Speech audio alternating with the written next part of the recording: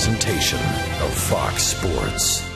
We are Fox Sports. We are Ohio. The Indian starters have been almost perfect this entire series, starting with the rookie, Cody Anderson, on Monday. Danny Salazar just as dominant in Game 2. And last night, Carlos Carrasco came within one strike of throwing a no-hitter against Tampa Bay.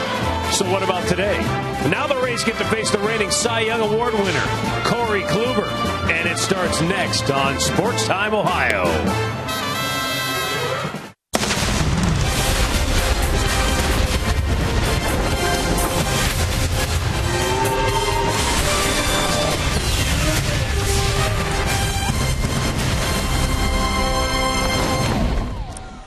Last night we had high drama on the seas just outside of Tropicana Field here in Tampa Bay as Carlos Carrasco nearly threw a no-hitter against the Rays.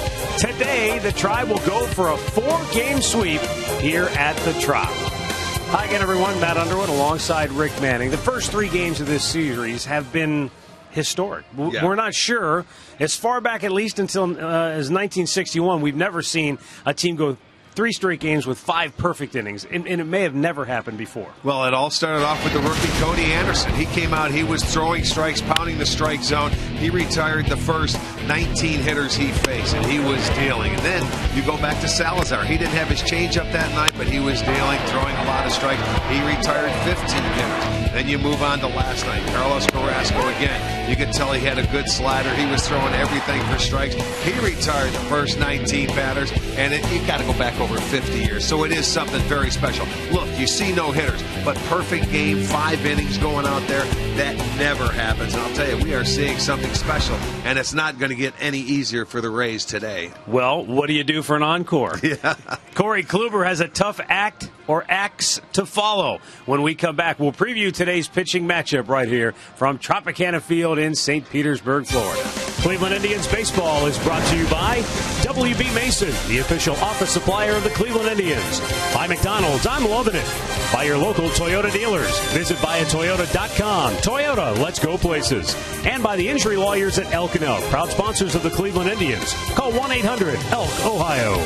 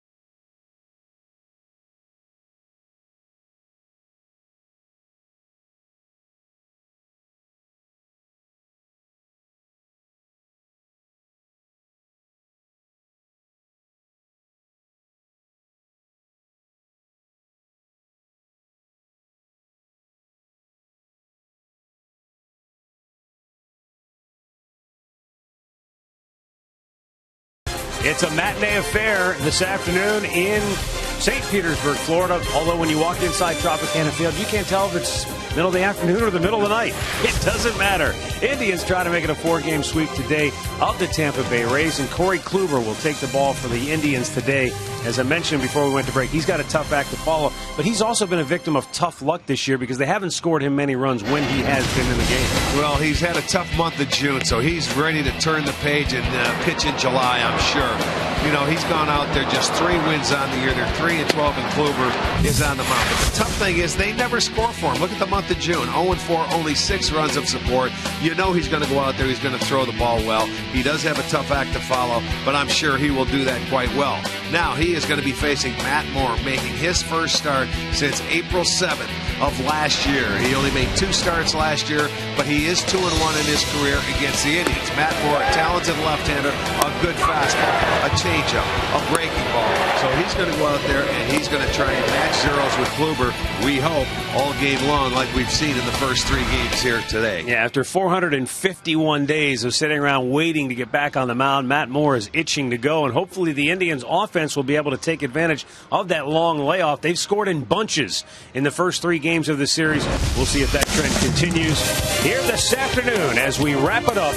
The Indians, brooms in hand. Will they pull off the sweep? Corey Kluber will try to do his part. The play-by-play is coming up next.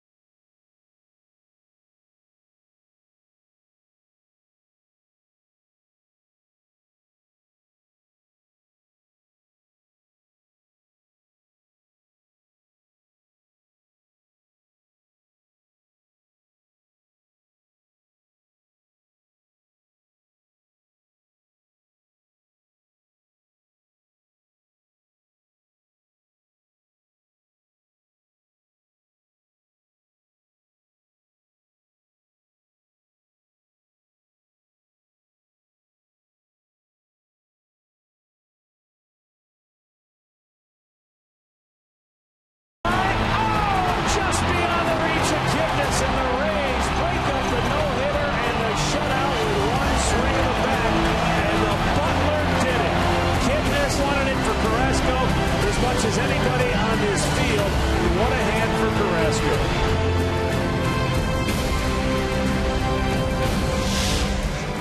And we welcome you inside Tropicana Field here in St. Petersburg, Florida, where the Indians will try for their 4th straight win, trying to sweep this series from the Tampa Bay Rays. Let's get a look at Terry Francona's starting lineup this afternoon, brought to you by Progressive Insurance.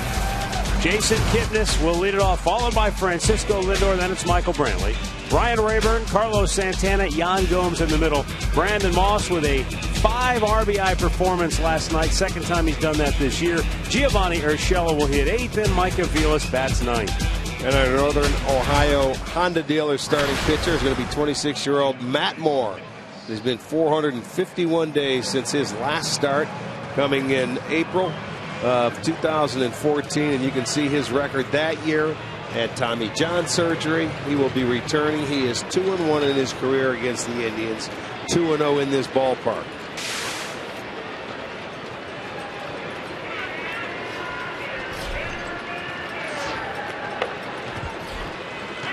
Well, you know he has been anxious and waiting for this moment for a long time. And his first pitch is just over the outside corner. First strike. I'm sure the butterflies are there like it was when he had his first major league start, when you come back after sitting so long after surgery and all the hard work you put in. Swung on and missed at a breaking ball.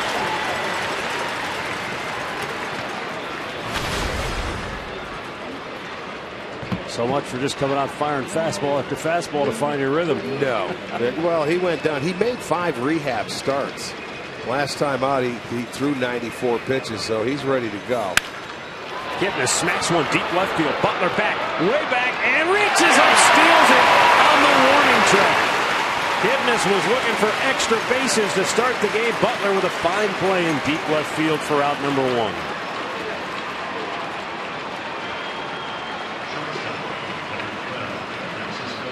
Nice running catch by Butler. It was over his left shoulder. He reaches up and makes it right in stride. Step before the track.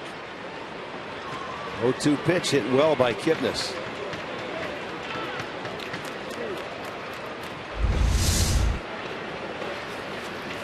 Now Francisco Lindor sat out last night's game, takes a strike over the outside corner.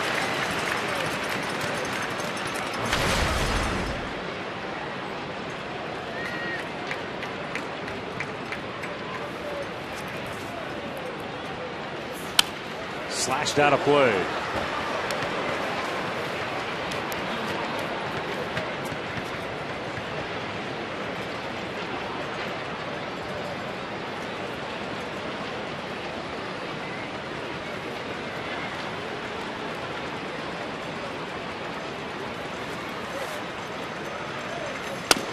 That one sailed on him.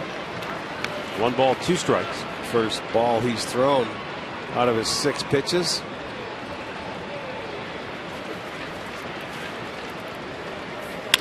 Smashed right at the shortstop. Cabrera, 2 down.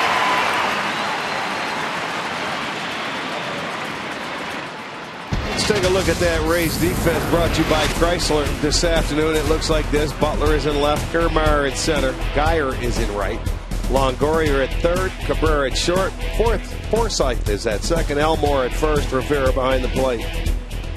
Crew chief Bill Miller calling the balls and strikes this afternoon. Eddings, Wolf, Johnson on the bases.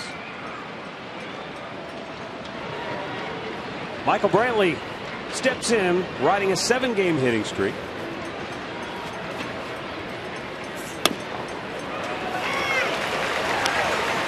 Michael has hit in 23 of his last 27 games.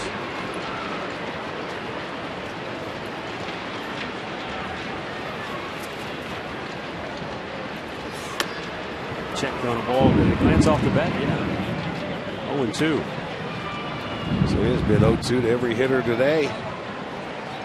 Yeah, Brantley's little check swing, it deflected off the bat into the catcher's glove.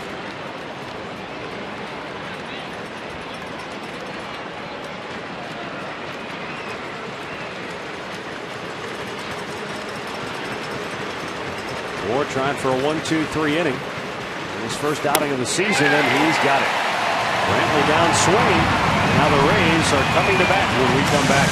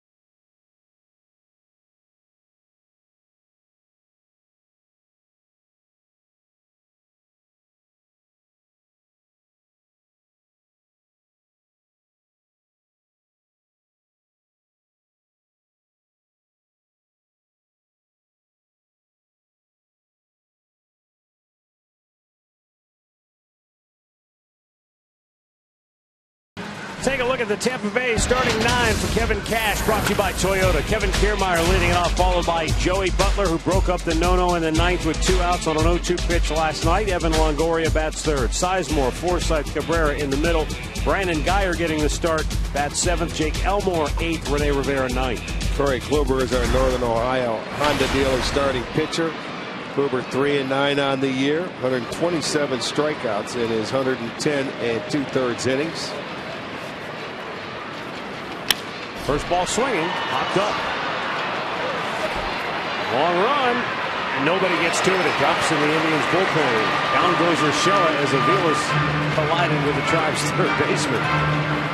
You mentioned that last night, Rick, in the old Kingdom. That's the tough play when you get 3 fielders all converging at one point. Yeah, and this one on the foul ball, you really got to be careful because you got collisions over there. You've got all those guys sitting down there on the field.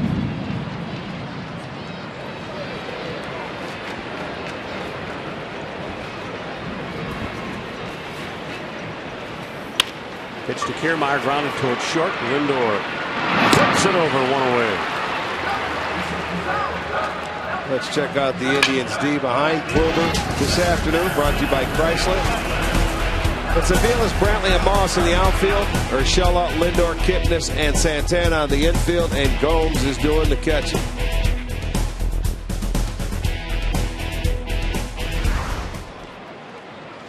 Now here is Joey Butler.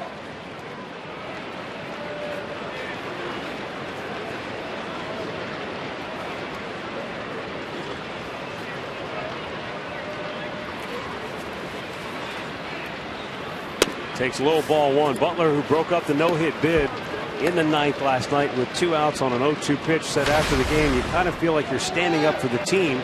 You kind of get the sense that you're getting bullied and outmatched all game. Yeah. All series. But I know what you're saying. He said it definitely does something for my confidence. I feel like I picked the guys up big time today.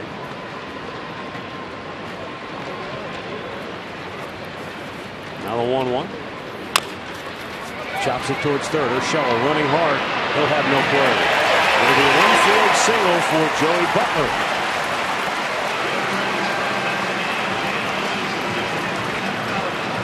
Okay, and now all the drama is over. They get that hit in the first inning.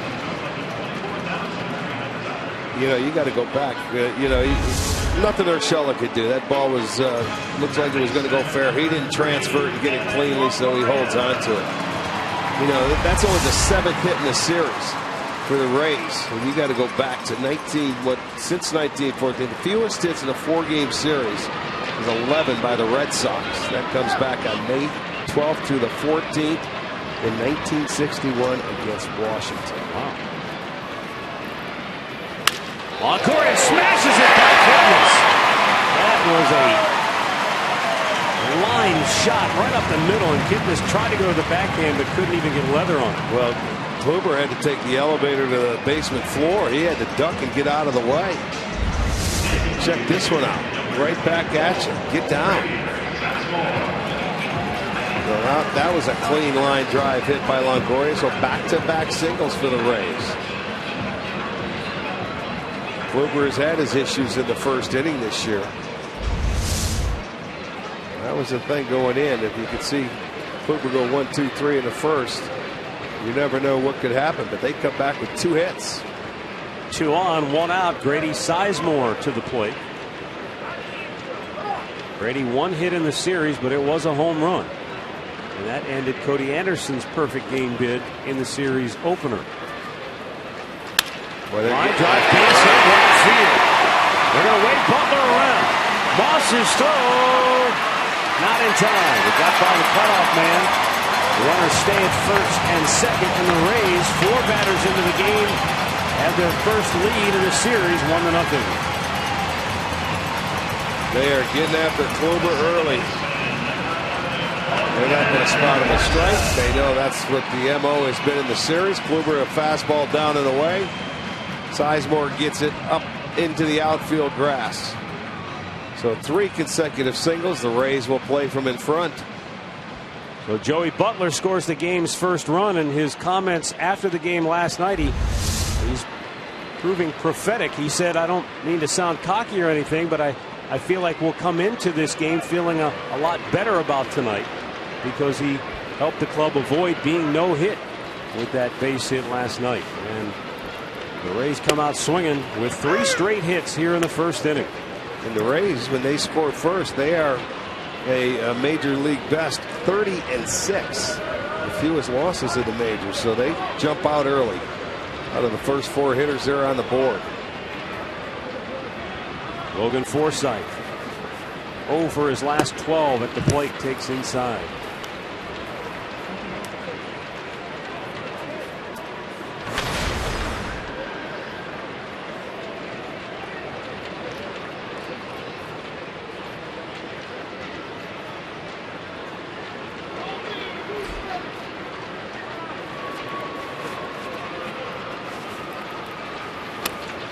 Down low, 2-1.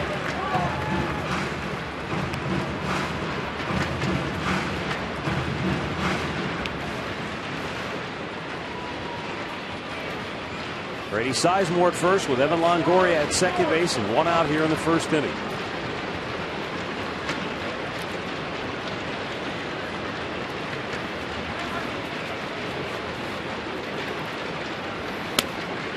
This down low, 3-1.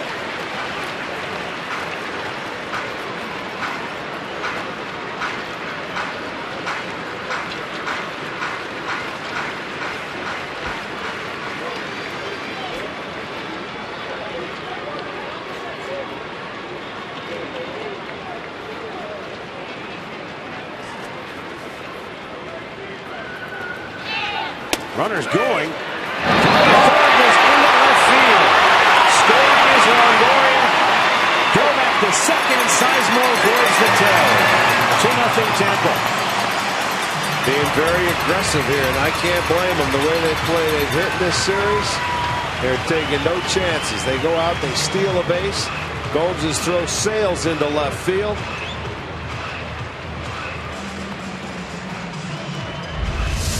Get an error on Gomes. There's a good jump. Probably should have went for the trail runner. Urshela didn't really have a chance at that play. And Sizemore was thinking, you see where the throw goes into left field. He had to stop, plant. In comes Longoria.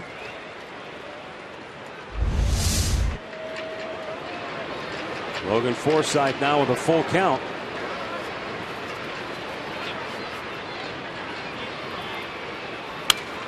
Pops it up back out of play.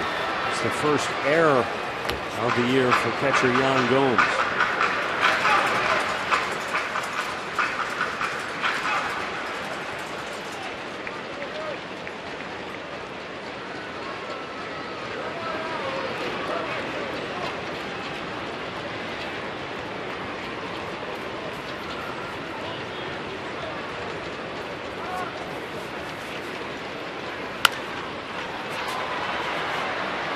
You know, Rick, I'd venture a guess that most of the throwing errors from catchers to third base are of that same type, where the throw sails to the shortstop side of the bag. And I don't know if it's just because the catcher doesn't get himself squared to make that throw. I'm thinking it's along the same lines as a pitcher leading, or a first baseman leading the pitcher. You've got to guess with that guy running to the bag. They're not at the bag set. True. Where you can lock in. So you're trying to lead them, and I don't know, maybe it's just a weird thing. Forsythe strikes out, 2 down.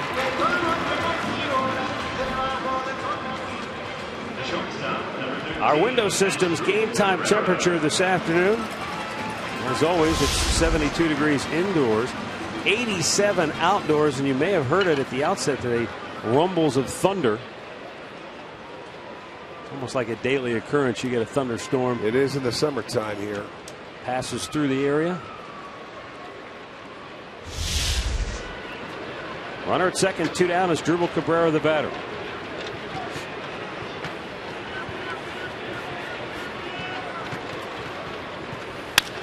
Right back to Kluber. And he'll flip it to first to end the inning.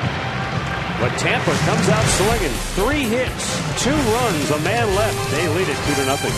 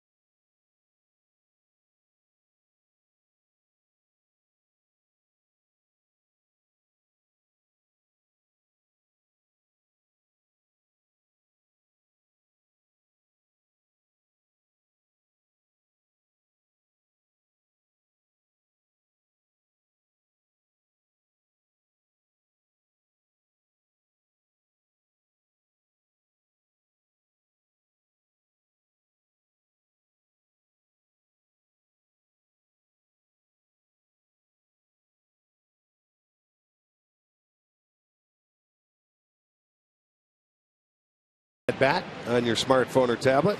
Stay connected with live radio broadcast stats, breaking news, and more. Download MLB.com at bat, the #1 app for live baseball. Ryan Rayburn will lead off this second inning for Cleveland, and he takes outside, ball 1. With right-handers starting the first 3 games of the series, Rayburn limited just a couple of pinch hit appearances. He's gone 1 for 2 with 2 runs scored. And we'll get one left-hander in that Pittsburgh series in the middle game of that series. Upstairs, 2-1.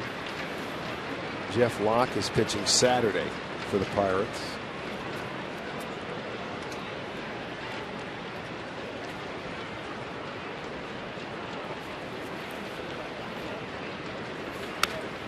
Right back to the screen to even the count at 2-2.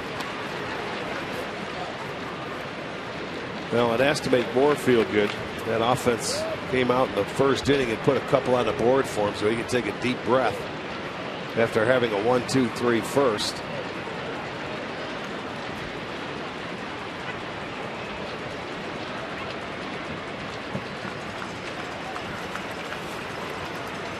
Breaking ball downstairs. Rayburn lays off, full count.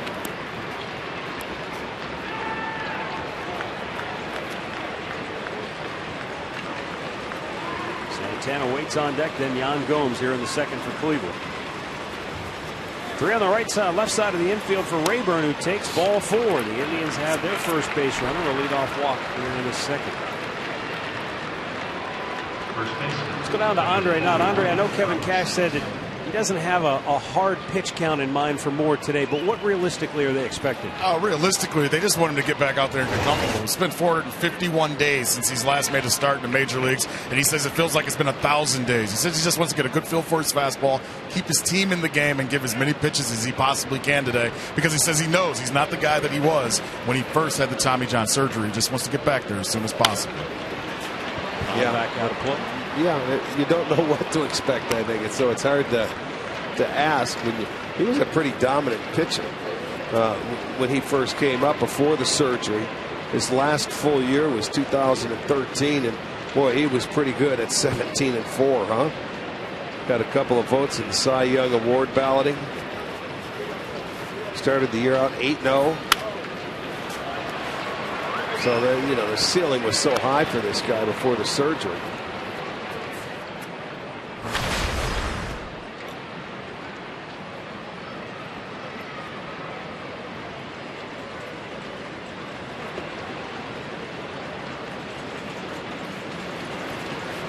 The 0-2. Strike hit ball. Second strikeout for Moore, 1 down in the second inning.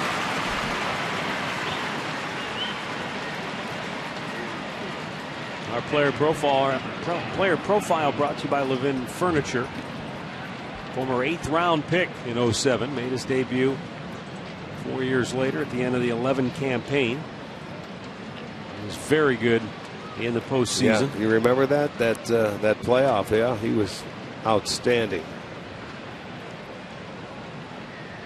They always say that the last thing to come back from Tommy John surgery is the command. Gomes with a smash. Forsythe steps on the bag and completes a double play.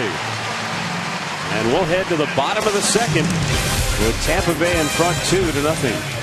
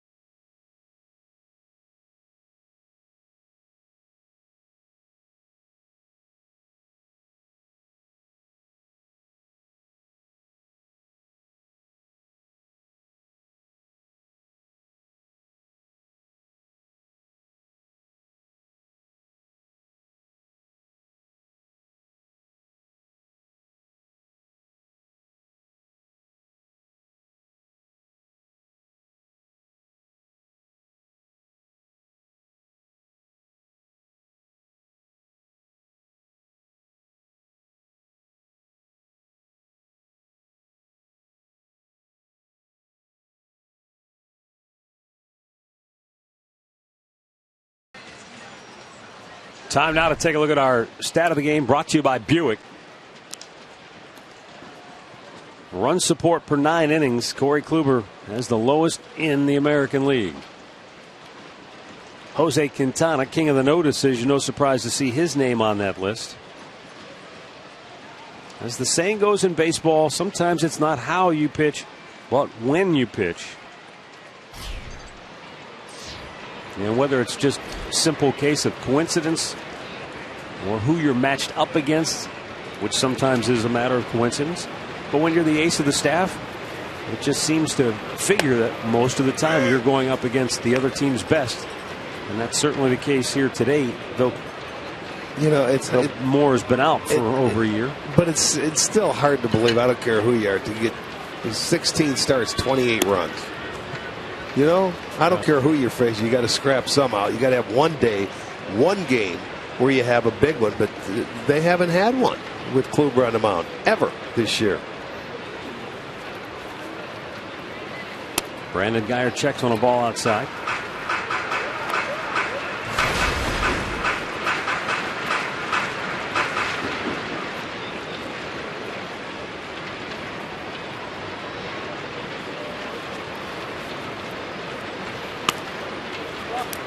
Down low, it's 3-1. Guyer, in a pinch hit appearance last night, was hit by a pitch, so he's been on base safely 9 out of his last 18 plate appearances. And he's done it again with a leadoff walk.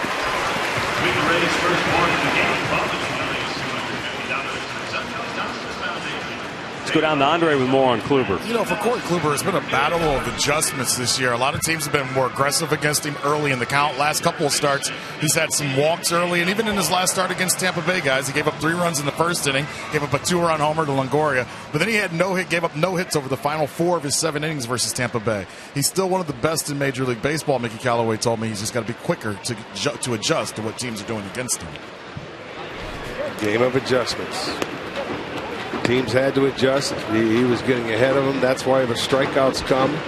When he gets ahead in the count, and we witnessed in the first inning, boy, they were jumping on that first pitch.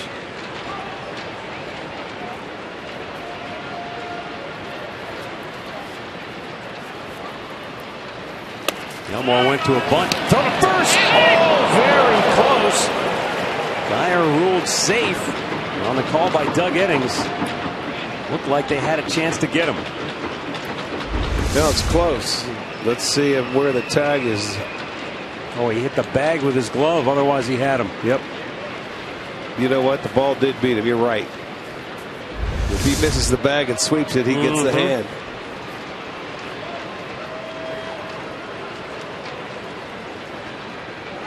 Jake Elmore just 1 for his last 18 at the plate.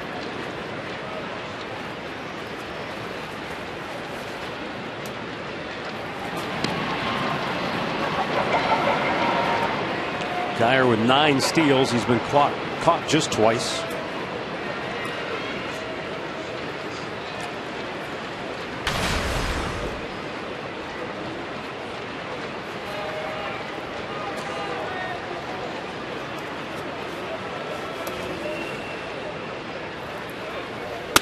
Straighten him up.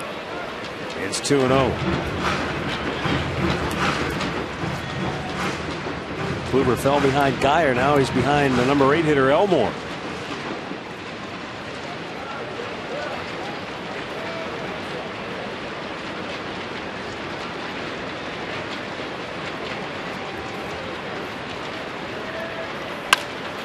Chopped to short. Lindor to Kipnis. There's one on to first. A double play.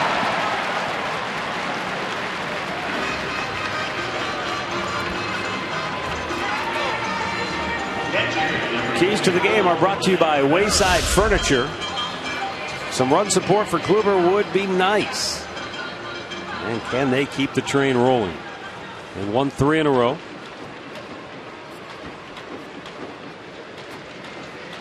Rene Rivera, the number 9 hitter, will step in.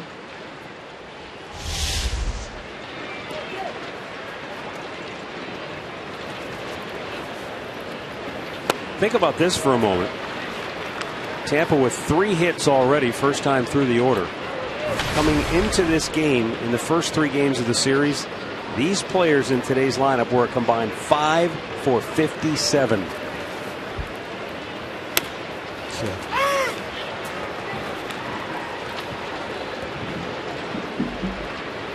One ball, 1 strike. Well, as hitters, when they've been dominated like they have against the pitching so far in this series, it only makes sense that they got to come out swinging. Lindor takes care of Rivera, and Kluber cruises through the second. 2 in the books. Tampa 2, Cleveland nothing.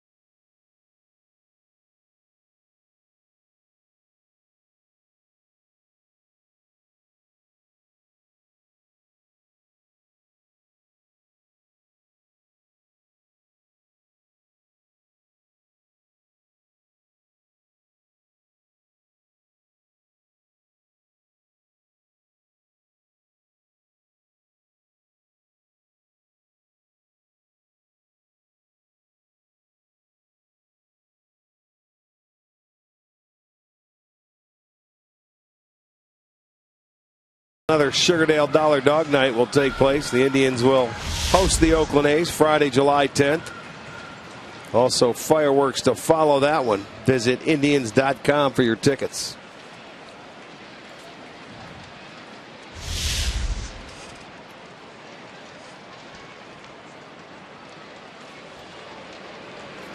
Brandon Moss will lead off the 3rd inning for Cleveland.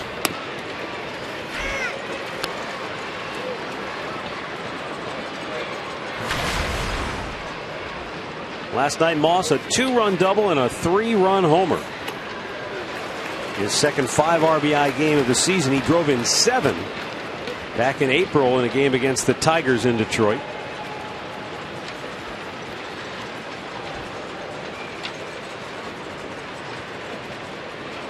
Quickly falls behind 0-2. Good cut, but it's fouled right back.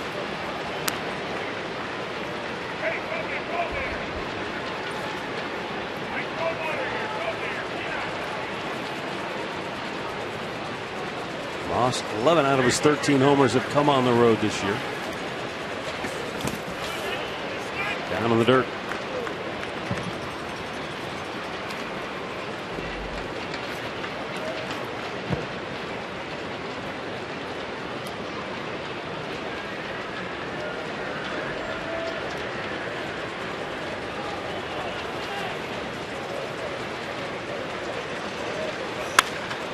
High fly ball left field. Butler makes the catch, 1 away.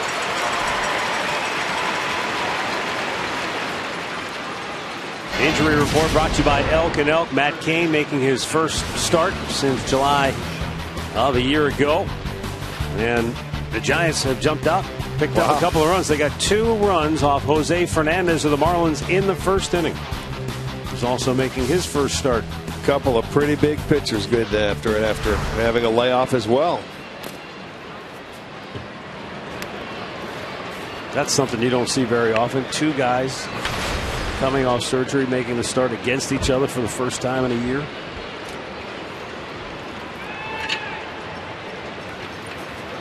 The 1-0.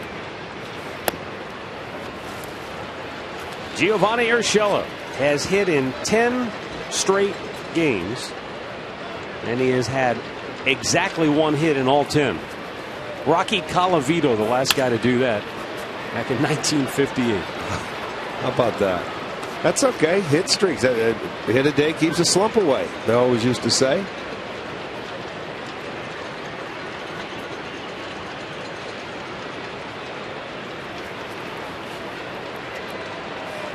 Broke his bat, and it's caught by Forsythe, 2 down.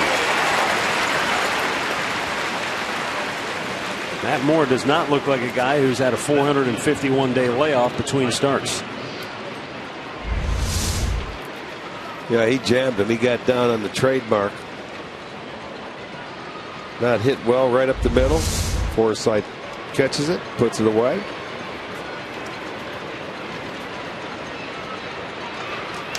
Mike Aviles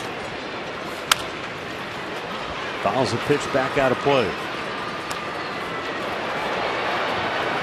Aviles is a guy, at least this year, you want to see up there leading off an inning, because he's batting .300 on the season with the bases empty.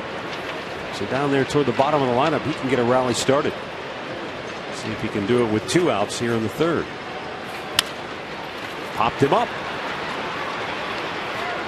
Forsythe has it. Indians go in order. 2-0 Tampa, middle of the 3rd.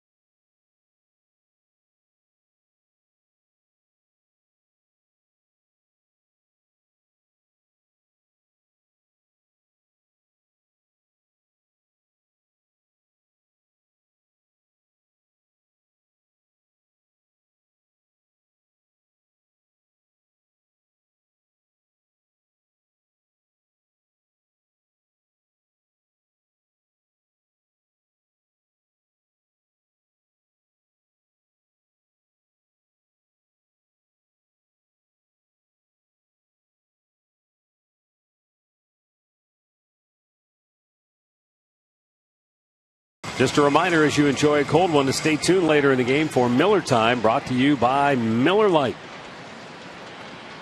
We move to the bottom of the 3rd, top of the order for Tampa. Kevin Kiermaier will lead it off. He grounded out his only time up in the 1st.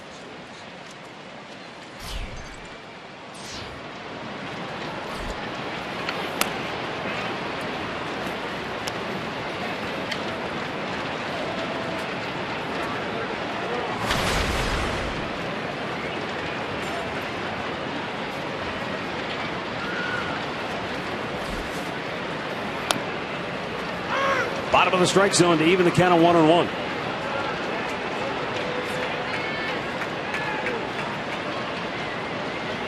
Kiermaier made the first out in inning number 1, and it was 3 straight hits.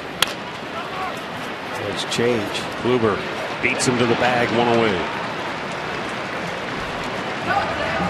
Well, the first hit was kind of a bad luck play for Kluber. It's just a chopper in the dirt. Yeah, nothing anybody could do about it. Right. But then the next 2 very aggressive coming off the first pitch.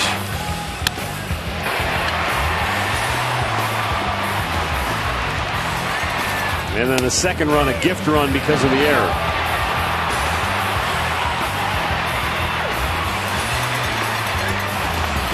I've been thinking about that when you talk about the catchers having to throw on the dead run. I don't know. You don't see them throw it down the line when they don't get there. It's always into left field. That's why I asked you. It's never like they yank it to their opposite arm side or they pull it. They don't lead them too much. Yeah. They throw it behind them.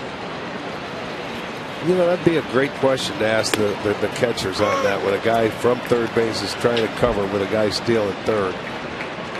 What their thought process is there. You would think it's a case where you have to visually just throw to the bag and not look at the fielder. True, but that's hard to do. Because you don't believe he's going to get there.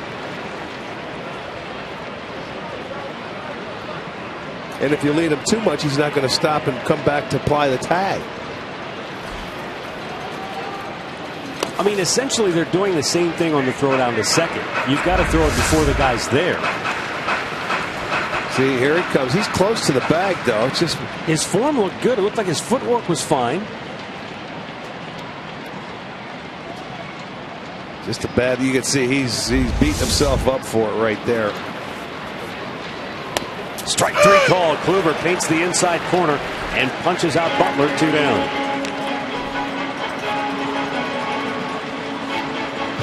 This is paint right here. They're going inside with it too. Boy, that's just a perfect pitch. A nice four-seamer, no movement. Right there on the edge. Perfect pitch. Strikeout number 2 for Kluber. And 2 down for Evan Longoria.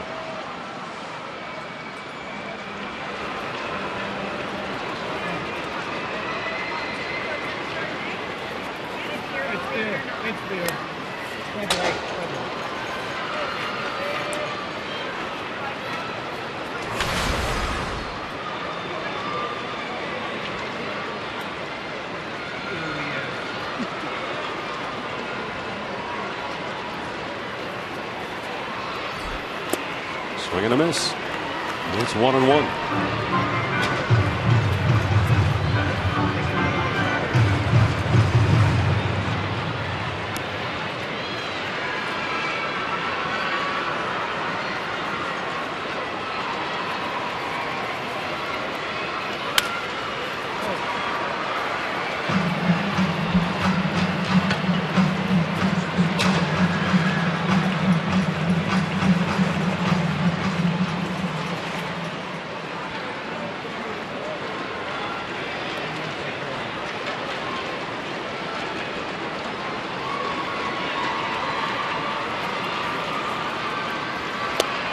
Waves at it, strikes him out. Back-to-back Ks for Kluber here in the third. The Rays go 1-2-3. But his counterpart, Matt Moore, has retired 8 out of the first 9 he has faced here today.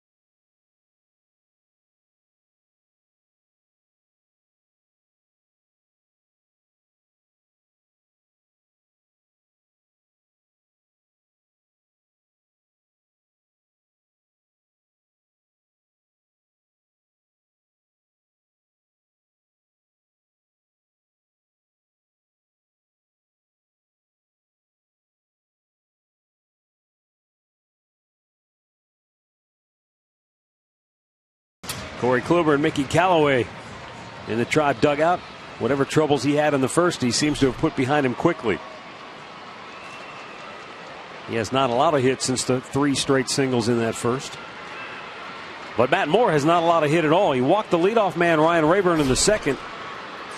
But that has been it for the Indians offense so far. Jason Kipnis was robbed his first time hit.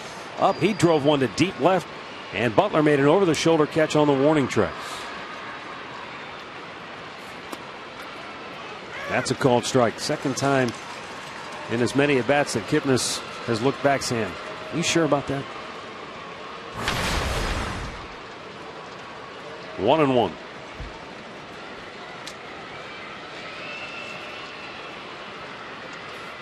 Rick, we've talked before that when Jason Kipnis went into the leadoff spot, he might not look like a prototypical leadoff hitter, but he's scored 50 runs now in his last 62 games. Yeah, and you know what? He could have scored a lot more.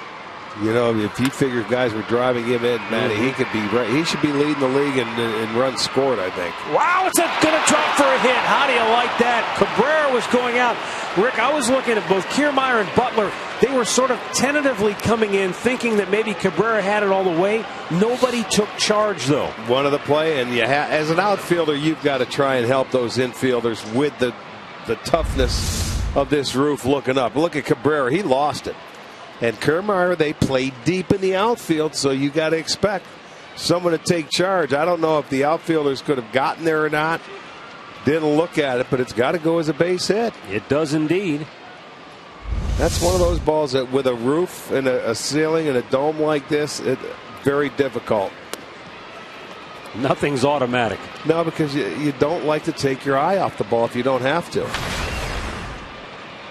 But as deep as the outfield plays, this one time it hurt him.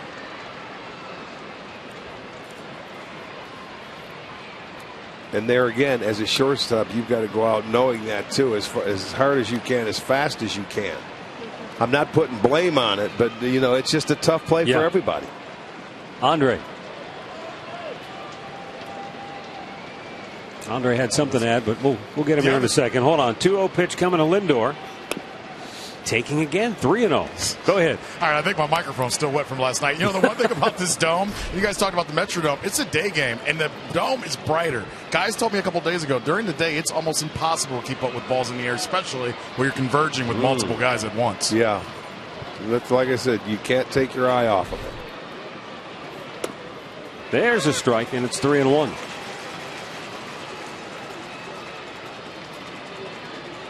Lindor takes a long look down to Mike Sarbaugh at third base. Kipnis being held at first by Jake Elmore. And the 3-1 is lined into left field, a base hit. Boy, was that a good-looking swing on a 3-1 count. He got after it. You eliminate doubt. You look for the fastball. He gets the fastball, and he put a good swing on it. And gets a line drive single. You know what's coming, or at least you think you know. It's a fastball. You can eliminate the other pitches, and why not challenge him? He did. It wasn't a well-located fastball, but a good pitch to hit. Looked like out of the hand, it was a two-seamer that it didn't have that down and away movement he was looking for. It didn't really sink. Looked pretty straight to me. And so Michael Brantley with 2 on and nobody out. This is where Brantley is even better.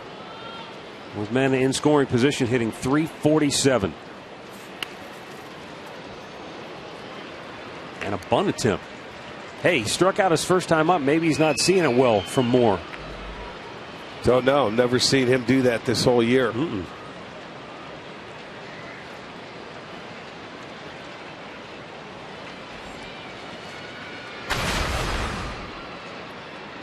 Brantley 1 for 5 in his career coming in against Matt Moore. So not a huge track record to work with. Did it hit him? No, it just went off the glove to the backstop and the runners move up. Perfect. There's your bunt, Michael. Now drive him in. A wild pitch puts Kipnis at third and Lindor at second. Coming inside, and Brantley just turns out of the way of it. Don't know if it blocked Rivera at all. He has to reach back off the end of his glove. Goes to the backstop, so it was a wild pitch. Second and third now. Good opportunity to tie the game up here.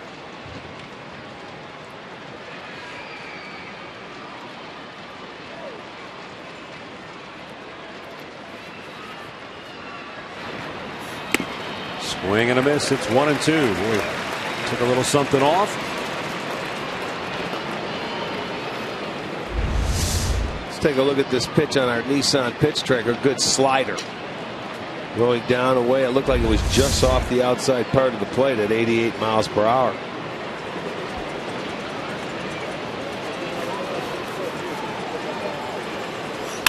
Brantley with a liner to left. Butler makes the catch, kicking his tags. He's coming home. The throw will be cut off, and the Indians get on the board. Brantley with his 40th RBI on the year.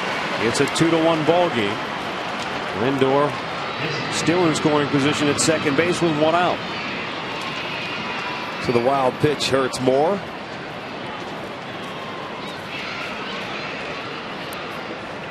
Another sacrifice fly for the Indians. They have 31 on the year, which leads the league. It's a good job. It's a free at bat, man on third, less than 2 outs. Look for a pitch elevated, get them in. They've done well doing that this year. Now Ryan Rayburn with a chance to tie the game with a base hit. He's hit .316 against left-handers this year. Walked his first time up. In the dirt, it gets away from Rivera. It'll go into the Indians' dugout.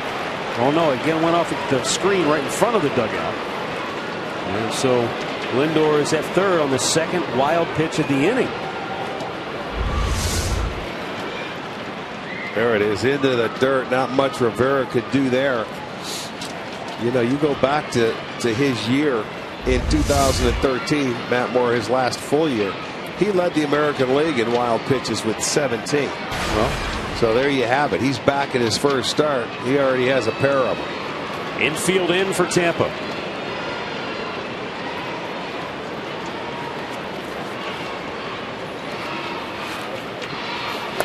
Swing and a miss. Really changes the complexion of the at-bat for Rayburn. Nice cut fastball there, running it inside.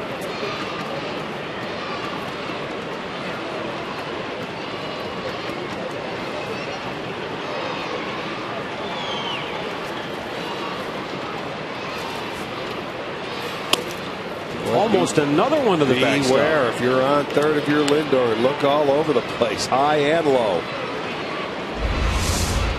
Oh, this one taking off. Well, with as deep as the Rays outfielders play, with the infield drawn in, opens up more opportunities for Rayburn.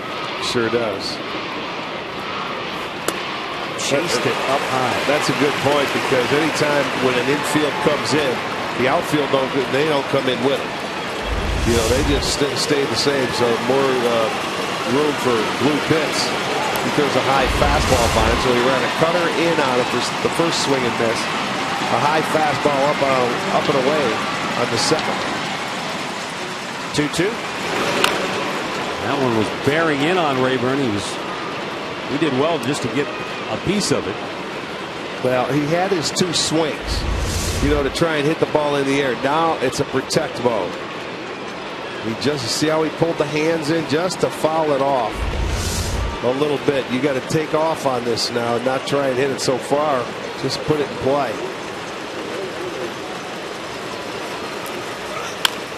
Chops it to third, and it stays foul. Lindor was going back to the bag.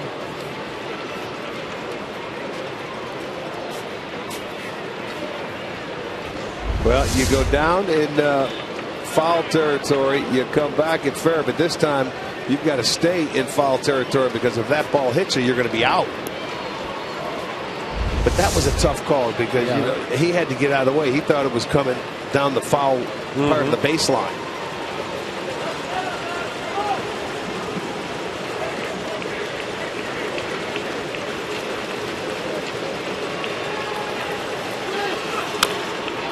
Rayburn staying alive by fouling a pitch. Good job. Fouling off some very tough pitches by Matt Moore.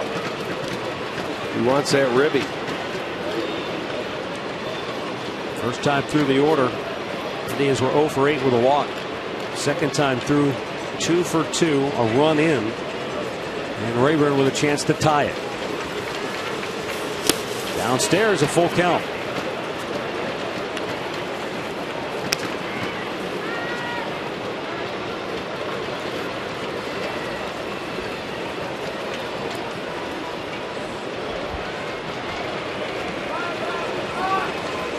Three on the left side for the Rays with the infield drawn in. Strikes him out. 2 down. Third strikeout for Matt Moore.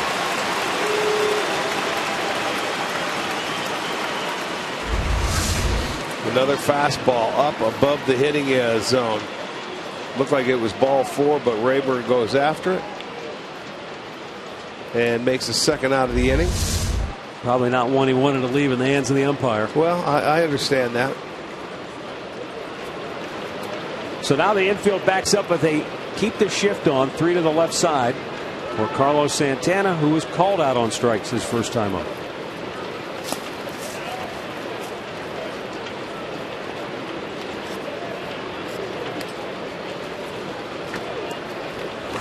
Rene Rivera is on red alert right now behind the plate. 2 wild pitches already in the inning. That one was in the dirt.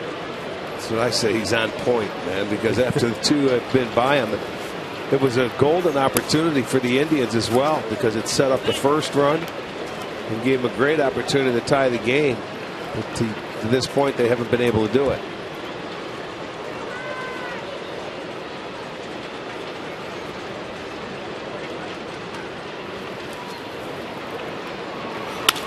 Santana with a ground ball right at Cabrera. And the shortstop throws him out. The inning is over. The Indians get on the board. Middle of the 4th, 2-1 Tampa.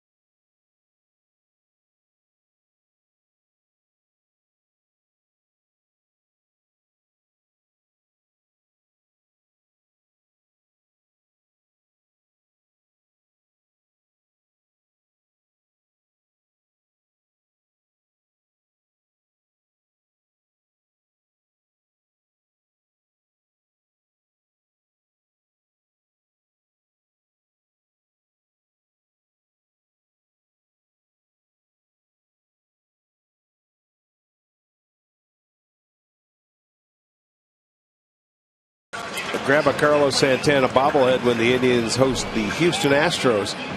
That'll be Wednesday, July 8th. 10,000 fans will get the bobblehead. Visit Indians.com for your tickets.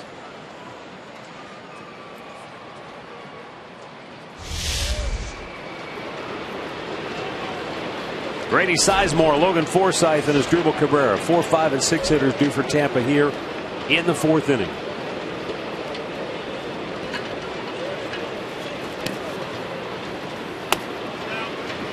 Grady now 3 for 25 when batting against his former club. His RBI single in the first got Tampa on the board first. 2-0.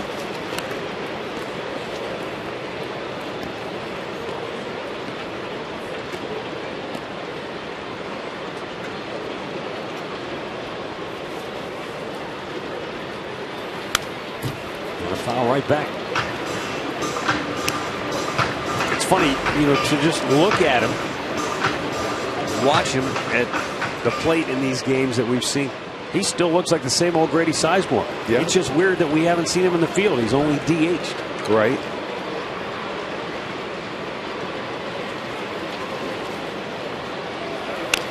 Foul right back. Yeah, same mannerisms. You know, once you get it, it's with you forever. You don't change a whole lot.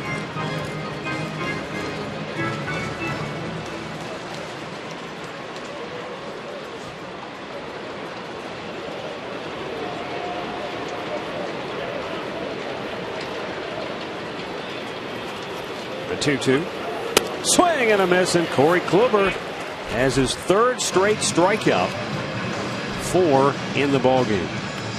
Our great clip of the game from last night. Carlos Carrasco was just incredible. He went 8 2/3, struck out 13 Tampa hitters before that 0-2 pitch was lined into the outfield for the first hit of the game. The only hit off Carrasco and the only hit of the game for Tampa. Kevin Cash was in an awkward position, I think, after the ball game, because here he is, the manager of the Tampa Bay Rays, the team that was almost no hit, and yet he was largely responsible for the turnaround and resurrection of Carlos Carrasco's pitching career as a starter. Right field, Brandon Moss over toward the line makes the catch. Now, he tried to downplay his role in Carrasco's development after the ball game, but Mickey Callaway said no, he deserves a ton of credit for working with Carlos, because when he went to the bullpen, it was Kevin Cash who sat there in his ear night after night telling him, you still can be a great pitcher. You have to be more aggressive. You can't be tentative. You can't nibble. Go at the hitters. And it finally took root. Yeah, it did. And Carrasco even said it was, you know, Mickey Callaway, Kevin Cash, and it was. You're right. When you're that bullpen coach out there, and you're sitting with those guys every night, they develop their own mentality as the game goes on. You learn from the veterans, but that guy pretty much controls the 7, 8, or 8 that are down there. He becomes bullpen coach / psychiatrist. Yeah. Because he's responsible for a lot of their mental health as well. A lot like a hitting coach for the hitters, right? It's like anything, a manager for all the players. You know, a manager for his coaches. This game is mental, very mental now, and now things they're broken down where everything is. They've got a stat for everything, so you got to figure that one out too. Half the time you got to tell the players what it's all about. 1-1 pitch. Well, stats, analytics grabbing headlines this week in baseball because of the blow up in the front office in Anaheim, where Jerry Dipoto resigned as general manager because he and Mike Scioscia bumped heads on the use of analytics and how they should be implemented. Right. They've gone at it, I think, ever since day one. Strike 3 called, but Corey Kluber is cutting them down now.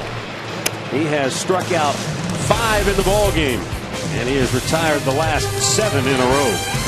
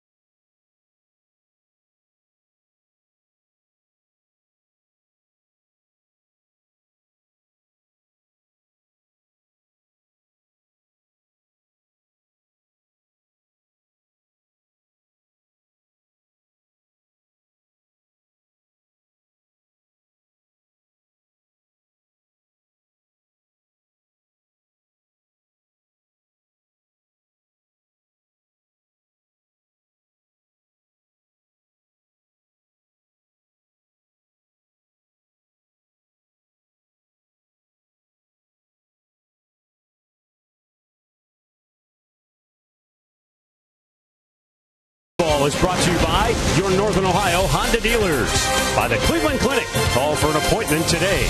And by the game-changing all-new Ford F-150. The future is tough.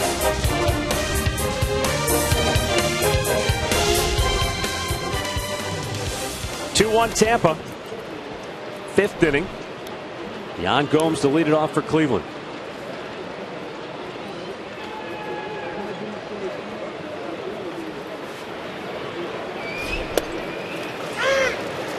In for a strike.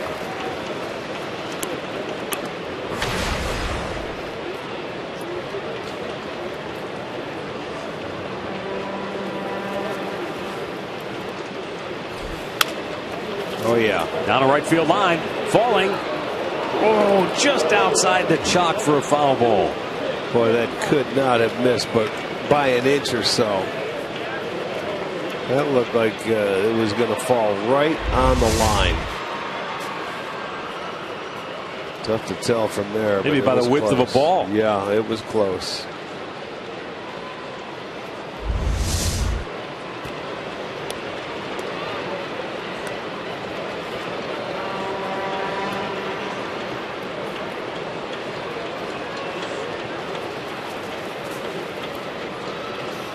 Up and away.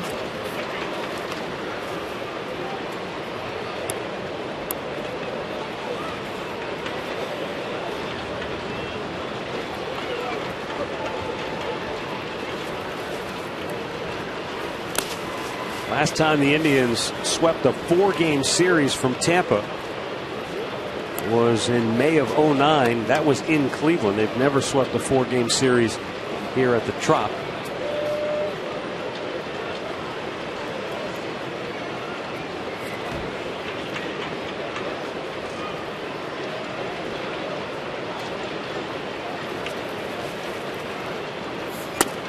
Swing and a miss. Matt Moore gets his 4th strikeout of the game. One down here in the 5th inning. Well, it's time now for you to tweet your strongest fan photo. Use the hashtag STO_DataStrongFan, and you just might see yourself in an upcoming broadcast. Brought to you by T-Mobile.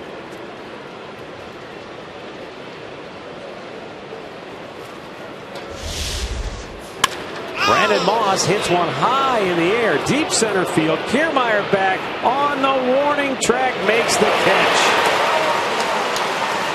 Tried to go to the big part of the ballpark and came up just short. 2 down. Well, he hits it so high. You know, he has that uppercut, and boy, when he gets under him, he hits him a long way. And I think he realized he did not get that one. It was going to be close. Look at big exhale from Matt Moore. He hasn't been out there in quite a while, and he hasn't, you know, had to look at that swing thinking, oh my goodness, is it out of here? That's, you're talking about a tie game if it leaves. Giovanni Urshela lined out. His first time up, cracked his bat in the process. And this time he goes the opposite way to extend his hitting streak to 11 games. And a 2-out single keeps the inning alive.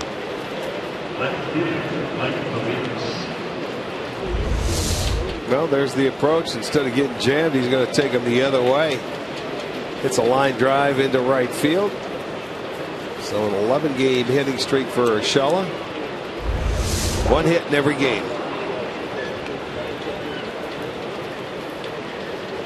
Mike Aviles popped up his only time to the plate in the 3rd inning.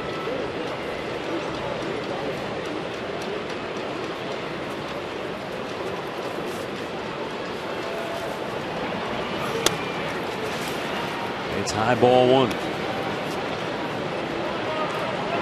Where's Trevor Bauer when we need him?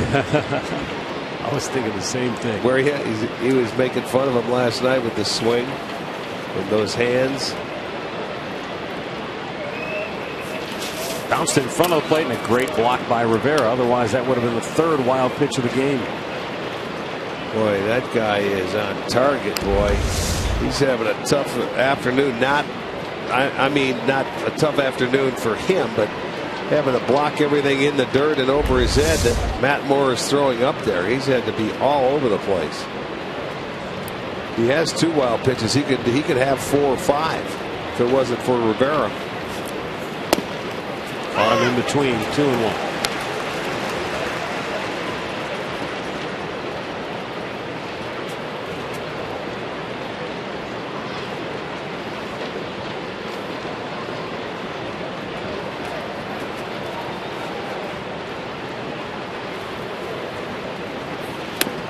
Chased the breaking ball downstairs. The count evens at 2 and 2.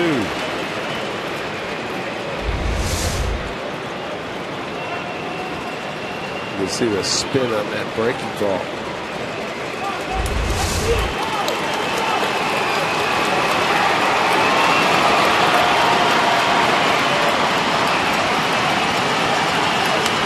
Got a piece. Came right back with the good slider.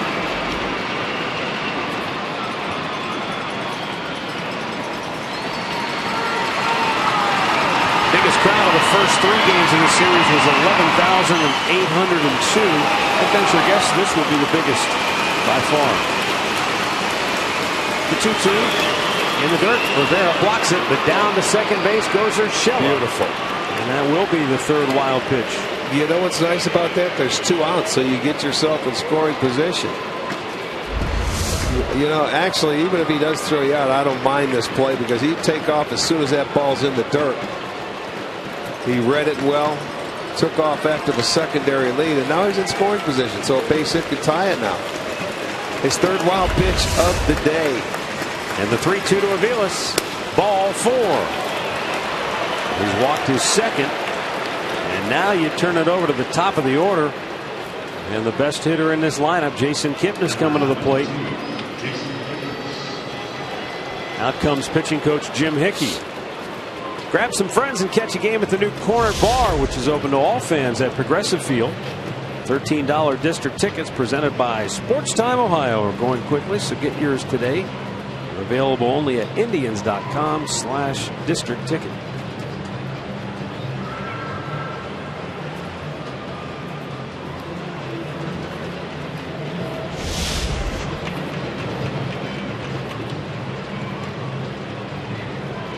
The way Hickey was gesturing, you almost have to believe it was something about mechanics that he was talking to him about.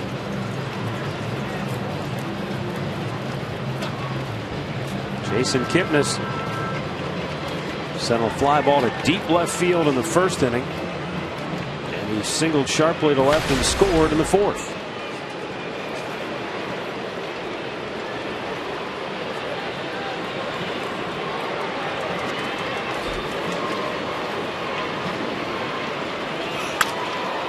Popped him up, and that's going to get out of play.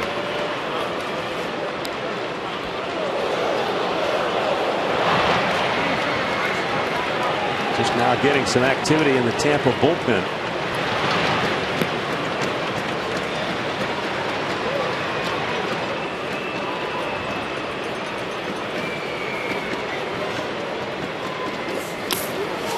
In the dirt, another good block by Rivera.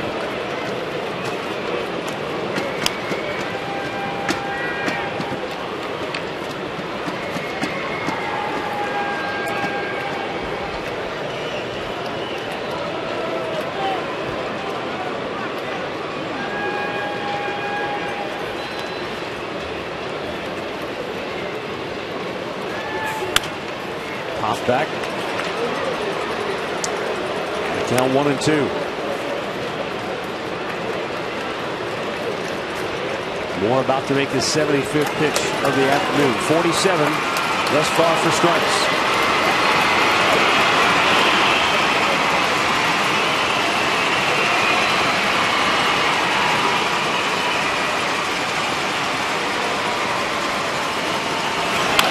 Line drive base hit into left field. Urshela coming around third with the tying run. Butler's throw cut off, and the Indians have tied it with a 2-out RBI single by Jason Kipnis. His 35th run batted in on the year. His 2nd hit of the game.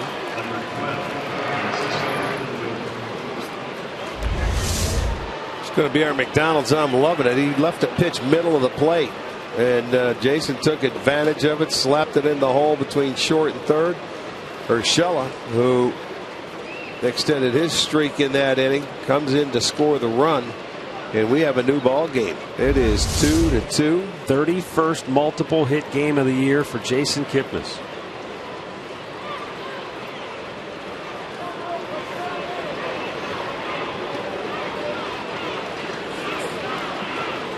Saying he missed third. Adrian Johnson waves it off.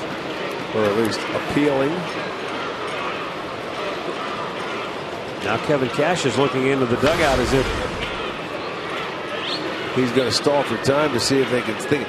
You know, I saw Urshela coming around third, and it looked close, but it looked like he might have got the inside part of the bag. They're looking to see if he touched the bag. So he's stalling. I was watching, and I thought he just clipped the inside part there. Oof. That's hard to tell now. That's really close. So that'll be a tough one to get overturned if they want to challenge it. And Kevin Cash waves off. You know, again, it comes down to, do you have a good replay angle to go on? Now Terry Francona wants to come out.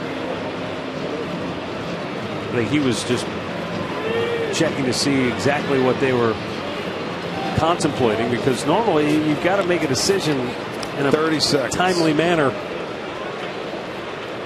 We're tied at 2 on the Kipnis 2-out RBI single, and now Francisco Lindor with 2 on and 2 out.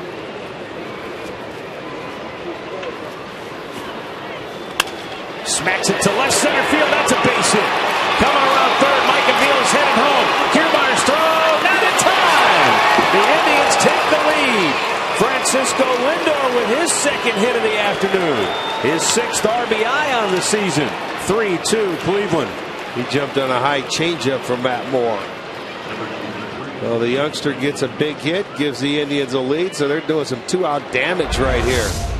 Well, Rick, this all started with 2 outs and nobody on base when Giovanni Urshela extended his hitting streak to 11 games. 4 straight have reached in the inning now. Yeah, that's a couple of really big hits.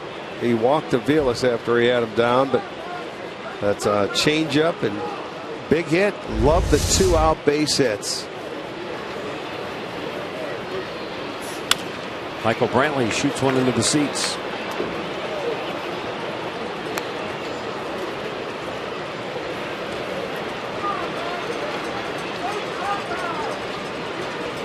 So it's the Indians' 7th multi-run inning in the series.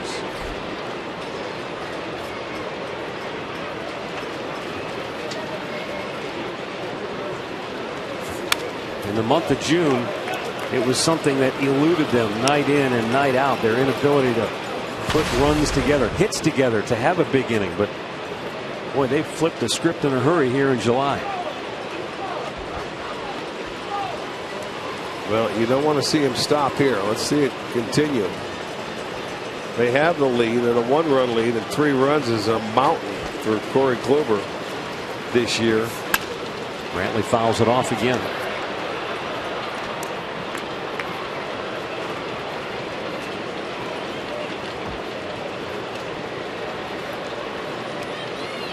They give him the lead.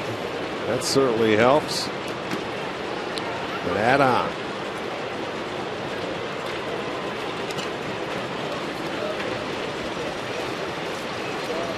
The 0-2. Lays off a tough pitch. Got to send along a happy 62nd birthday wish to Wayne Reel of Youngstown. Happy birthday, Wayne.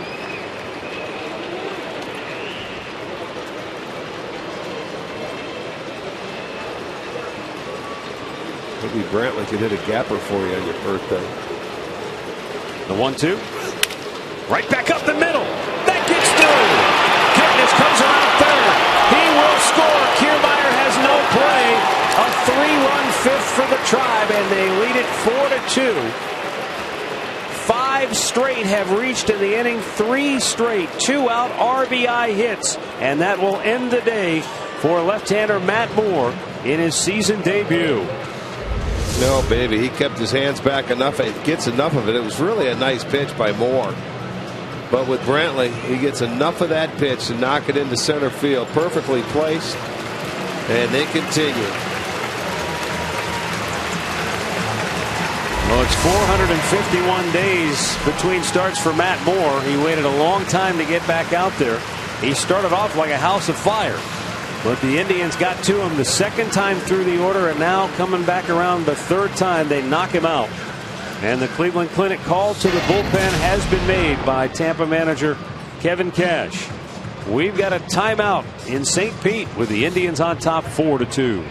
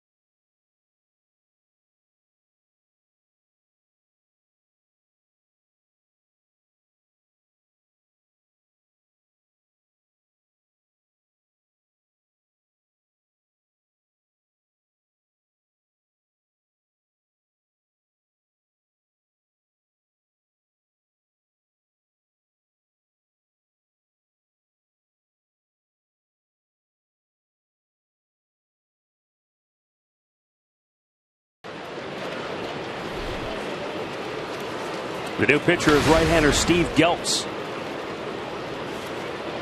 And he will face a pinch hitter as David Murphy will bat for Ryan Rayburn with first and third and 2 outs here in the fifth. 3 runs in. The Indians leading it now 4-2.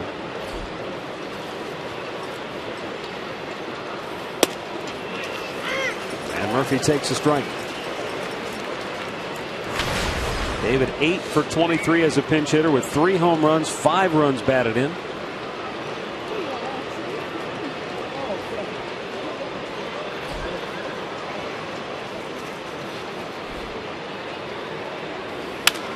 Seems a little early for Terry Francona to go to the pinch hitter here.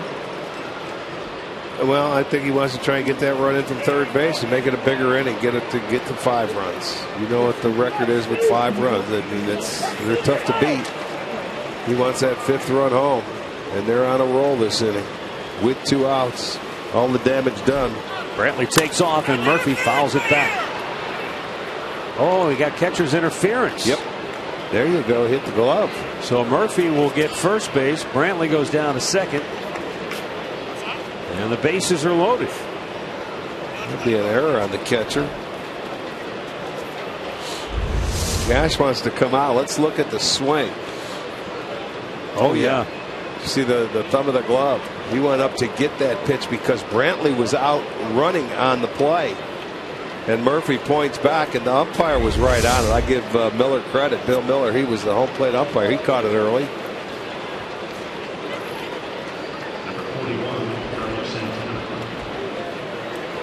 No at bat for Murphy and an error on the catcher. So the bases are loaded with 2 down. And Carlos Santana, the 9th man to bat in the inning. And Kevin Cash has seen it all go horribly wrong in this 1 inning. They led it 2-1 when the 5th inning began.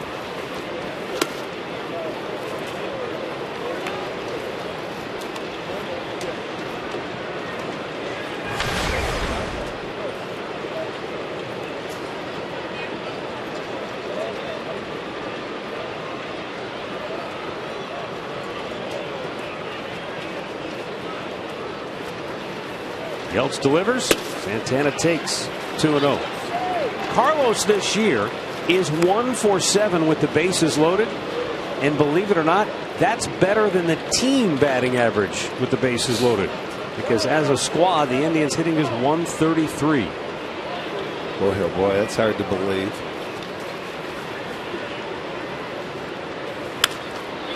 Hopped him up on a 2-0 pitch. Will it get out of play? No, it will not. Rivera makes the catch. On a 2-0 pitch, Santana fouls out. They leave him loaded. But they score 3 times on 3 straight 2-out RBI hits to take a 4-2 lead.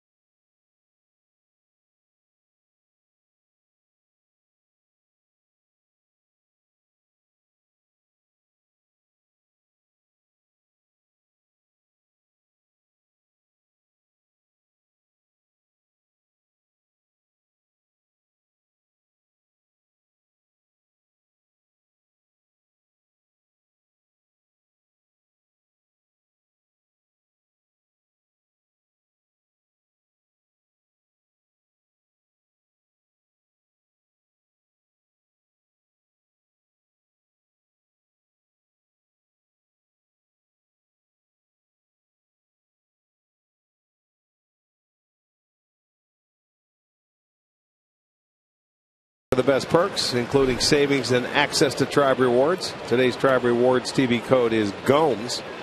Just visit Indians.com. Season tickets for the complete details.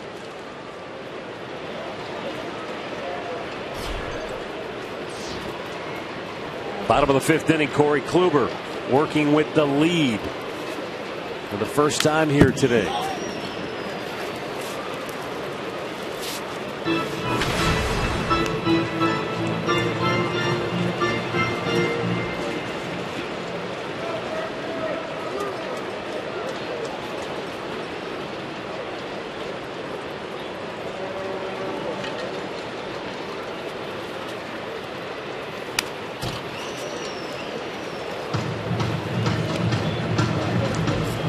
Kluber's been locked in actually after that first inning. He walked the leadoff guy in the second, got the double play ball, and then in the third he struck out 2. In the fourth he struck out 2.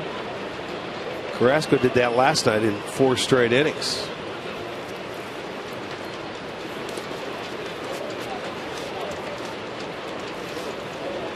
A ball and 2 strikes for Brandon Guyer, who's been on base safely 10 times in his last 19 plate appearances.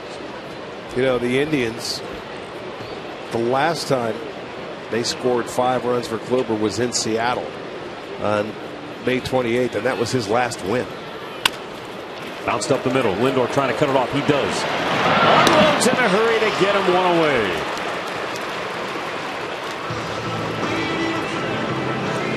Our AT&T U-verse rewind. First inning, he retired the first batter of the game, but then gave up 3 straight hits. And a throwing error enabled Tampa to jump out to a 2-0 lead. But he figured something out. He made the adjustment, and he has dominated since then. He sure has. They were talking in between innings, Callaway and Kluber, and whatever he did, he tightened it down. And he's on the edges right now.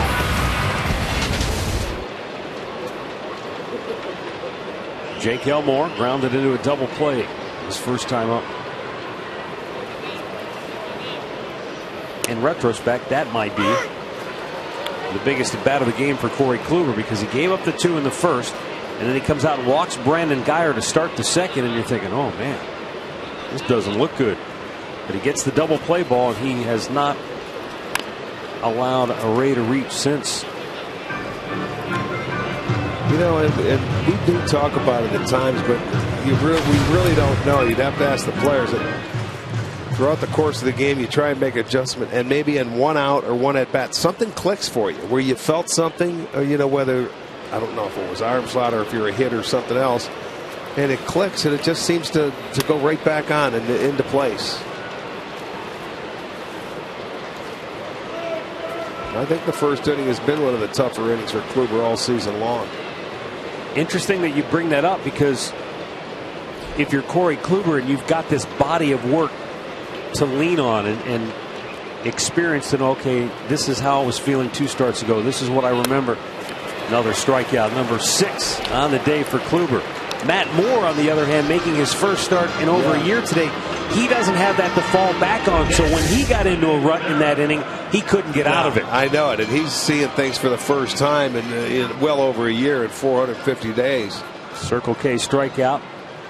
That'll be the 6th one. Yeah, I mean, you keep it out of the zone. You get the swing over the top.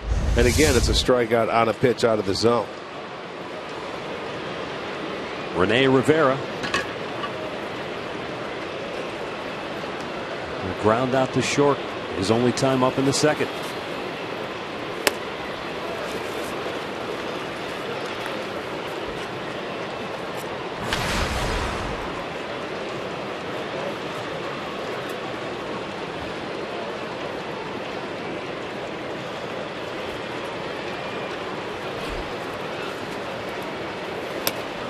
Chased it in the dirt. It's 0-2. You know, you give him a big fastball you start him out with, then you throw the breaking ball, expand it, and he swung and missed at both of them. So now he's ahead in the count. Let's see if he just stays out of the zone. Little two-seamer away. Sailed high in the strike zone. And just over the letters, 1-2. 41 out of 60 pitches for Corey Kluber have been strikes.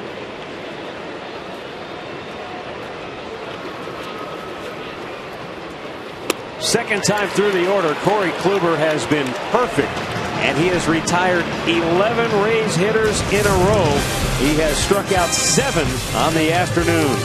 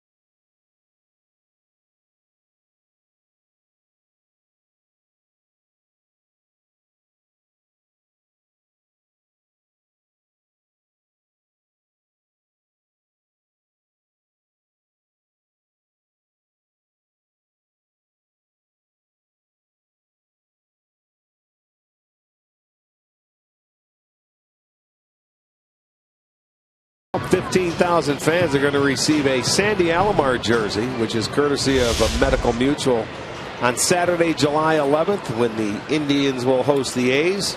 Also a post-game fireworks show to follow, set to the music of the 80s. Visit Indians.com for your tickets.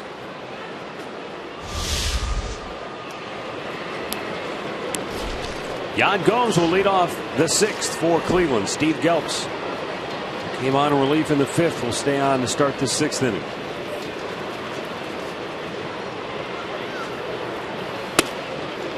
Good heater, good spot.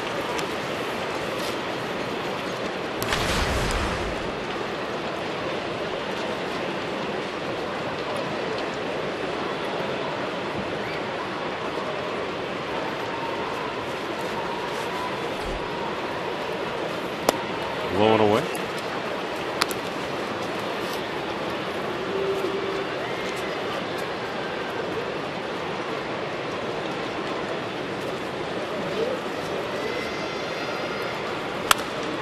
Gomes hits one high in the air to left field. Butler coming over to the line. Makes the catch, one away.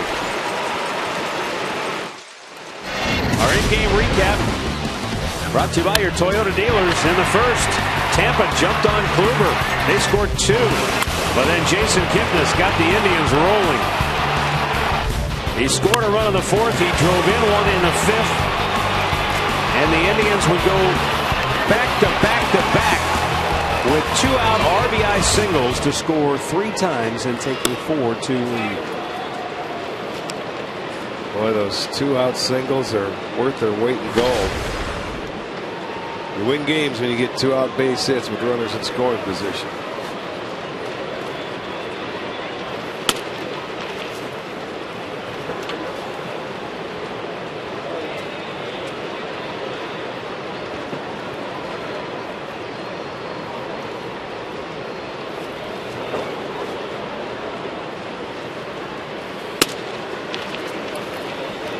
Brandon Moss 0 for 2.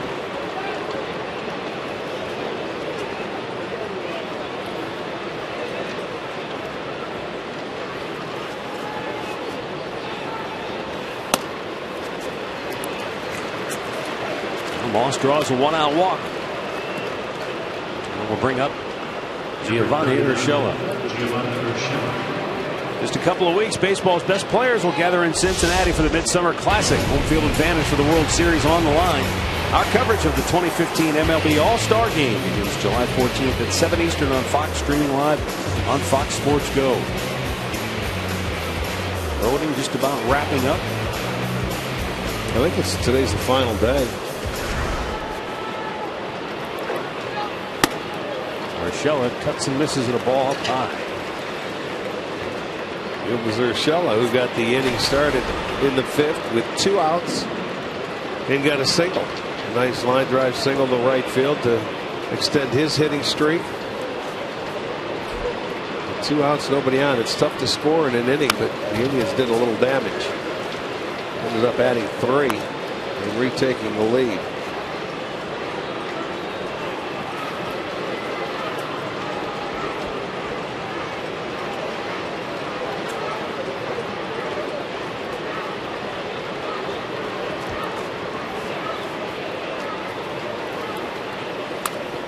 Foul right back.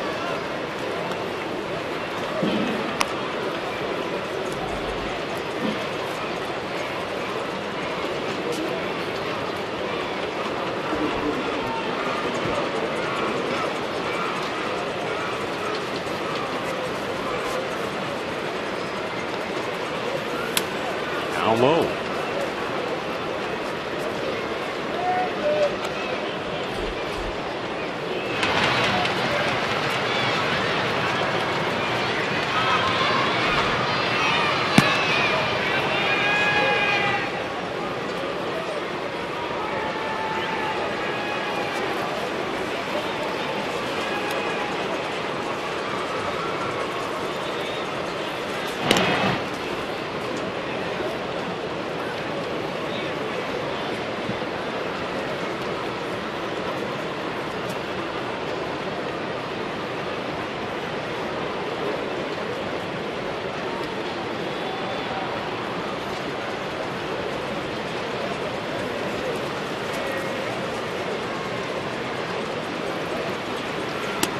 Low and away. 2 balls, 2 strikes. Urshela started the rally in the 5th inning. Sometimes a 2-out, nobody on base single is the hardest way to get a rally going, but he did it. as the Indians would send 9 men to the plate. Double play ball here. And we'll go to the bottom of the 6th with the Indians on top 4-2.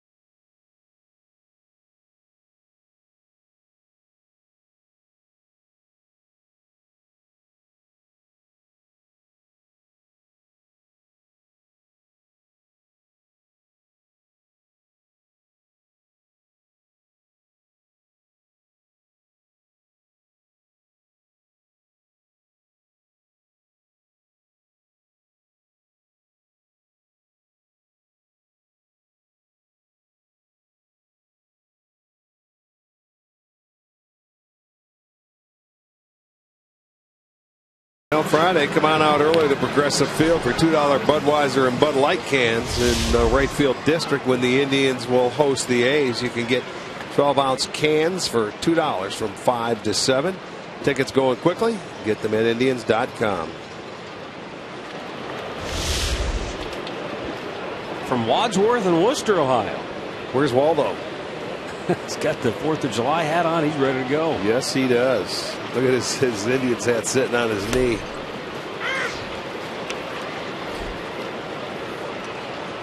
Third time through the Tampa lineup. Kevin Kiermaier is 0 for 2.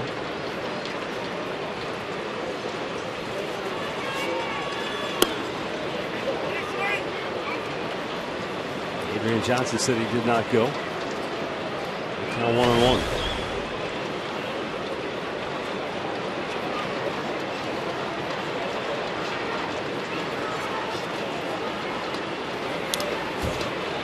Gomes missed that one, and it went right between the legs of Bill Miller to the backstop.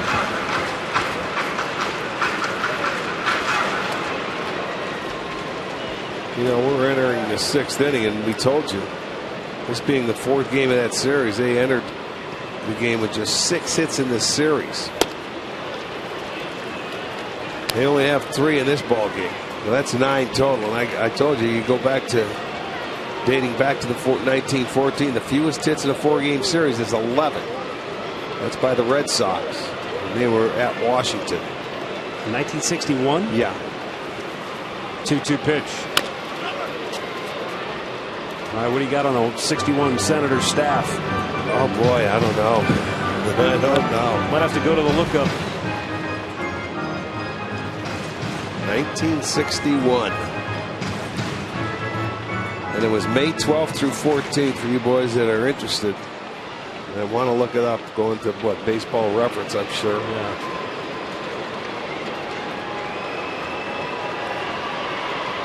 I don't know who the pitchers were. I don't even know if Frank Big Honda was even in Washington then. Frank Howard.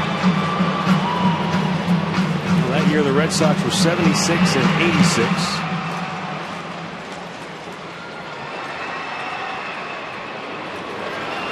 When did you say that was, Rick? The date? It was May 12th through 14th. 12th, 13th, 14th. Must have been a doubleheader involved. Gotcha. Ripped off the glove of Santana. Kiermaier's going to go for 2. Moss comes up, can't get the handle on it. And Kiermaier has a hustle double for Tampa. It ticked off the glove of Santana. And the Rays have their first base runner since a leadoff walk by Brandon Guyer in the 2nd inning. Yeah, line drive. It was a little breaking ball away, but it stayed up a little bit, and it does. You can see Kiermaier, as soon as he hit it, he thought Santana was going to catch it. Goes off his glove, and then he just hustles. Gets him into second base, and it'll be a double. Easy.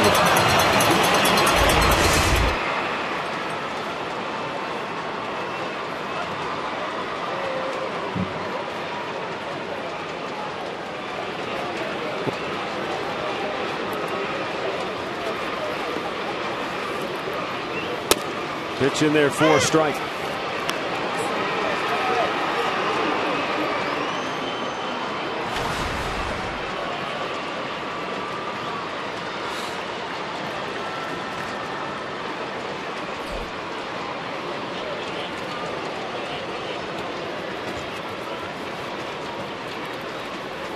Down low.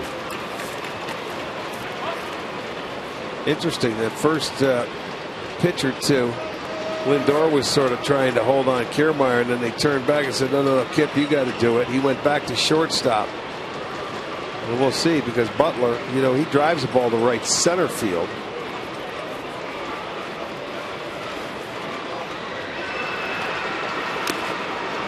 We're by him. Now 1-2.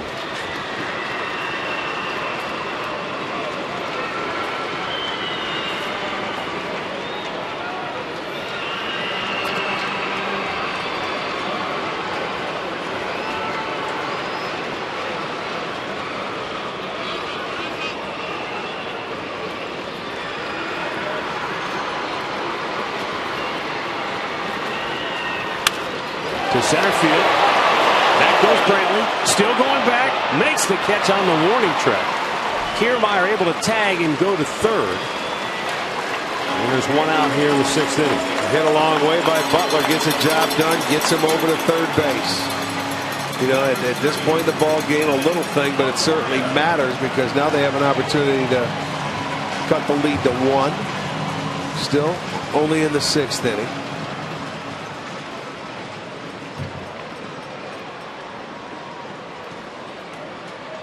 Evan Longoria singled and scored in the first. Struck out his last time up. And this is where Corey Kluber might try to go for the strikeout.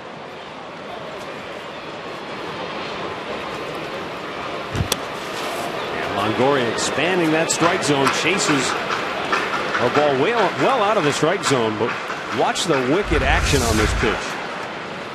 Look at him down. Oh man, that thing just kept. It was like a frisbee.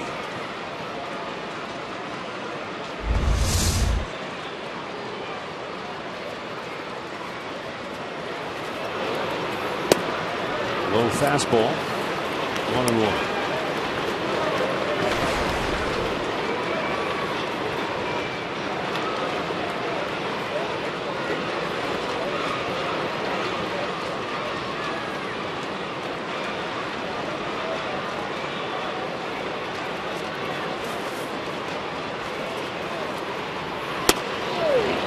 Chase again, and it's 1-2. Well, you talk about putting some pitches together. Here comes another slide piece. Look at down and away. He gets another swing from Longoria. Just a tough pitch to hold up. That's got to be nasty to a right-handed hitter. On the 1-2, he's going to come inside with a heater. Nope. He went down with it. And Longoria overmatched the 8th strikeout of the afternoon for Kluber. I'm not sure this just wasn't a case where maybe he didn't hit his target, but he had enough on it to throw it by him. Well, he didn't hit his target. Gomes' glove was sitting inside. Yeah. That ball ran across the plate, but it was live. I think Longoria might have been looking for another one of those sliders, is what I think. Well, Corey needed the strikeout. He went for it. He got it. That's 8 on the night, on the day. And there are 2 down with that runner at third base.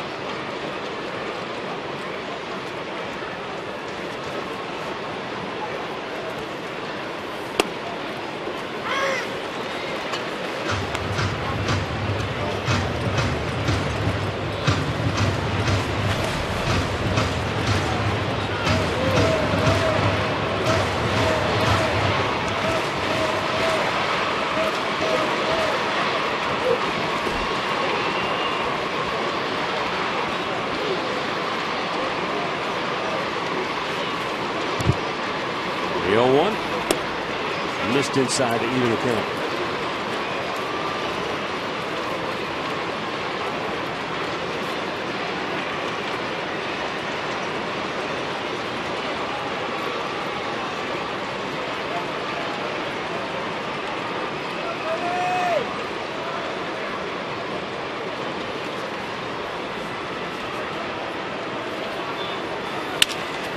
Base hit in the left field. Sizemore with a 2-out opposite field single drives home Kiermaier. It's a 1-run game now at 4-3. Grady Sizemore with his second RBI hit of the afternoon. He's driven in 3 in the series. Well, he started them in both times, and that ball was down, and really not a bad pitch. Sizemore just stayed on it and took him the other way. That's good 2-out hitting. So they cut it the lead, make it a 4-3 game with a 2-out single of their own. Now Logan Forsythe takes a strike.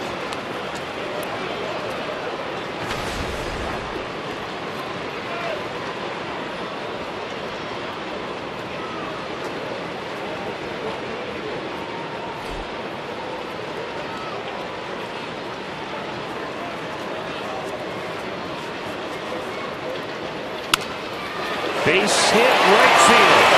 Sizemore gets a big head of steam, but he stops at second base. I'm surprised he didn't go to third. Looked like he has had a tough time getting his feet set.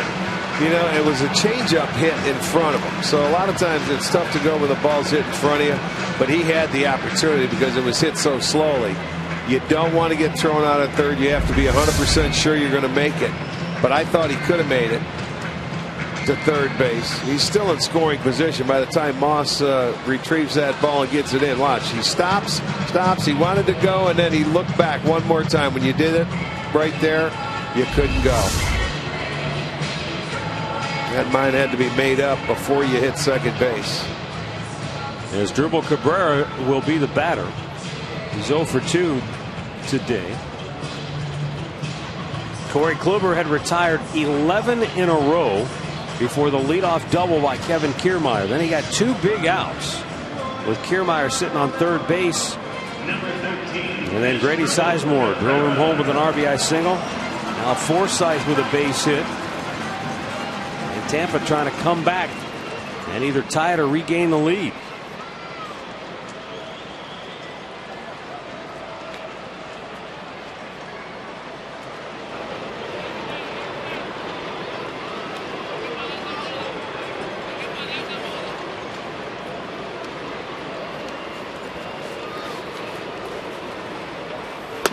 Swing and a miss.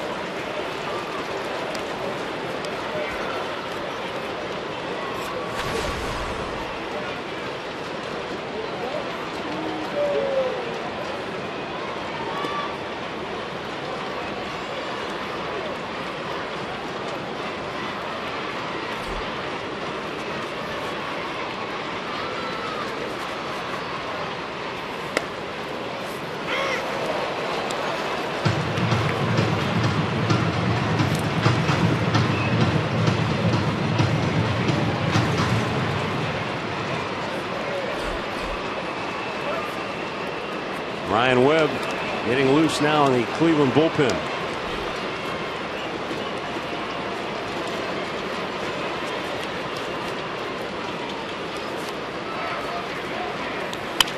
Cabrera off the glove of Santana, and this is going to potentially tie the game, and it will. For the second time in the inning, Santana has a ball go off his glove, and the Tampa Bay Rays have taken advantage with their 4th hit in the inning. They've scored 2 to tie it at 4. Well, they're doing the same thing. That's not a good pitch there. Kluber left the ball up in the zone. He had 2 strikes on Cabrera. And the pitch that had too much of the plate goes off the glove of Santana, and the good hustle of Sizemore. They did not stop him. He scored all the way from second base after that ball deflected off the glove of Santana. It was heading in the hole. Goes off the glove. Lindor has to track it down, and we have a new ball game. It was the Indians with 3 straight 2-out RBI hits in the 5th inning. Now 3 straight 2-out hits, 2 of them driving in runs to tie it here in the 6th for Tampa. Brandon Guyer.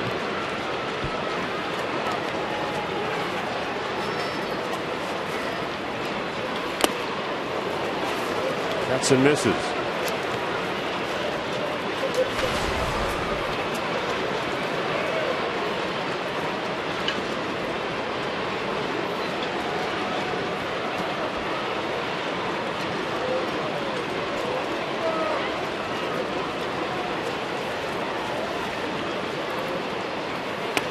Swung on and missed.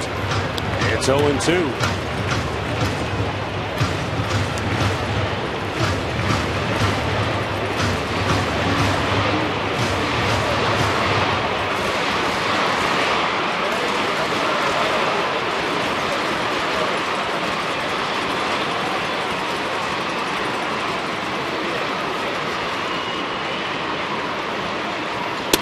A little bit outside.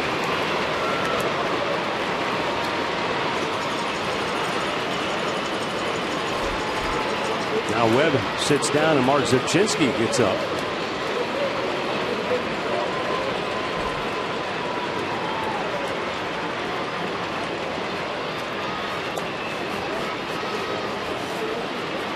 Weaver's 1-2 pitch. Strike 3 called. Ends the inning.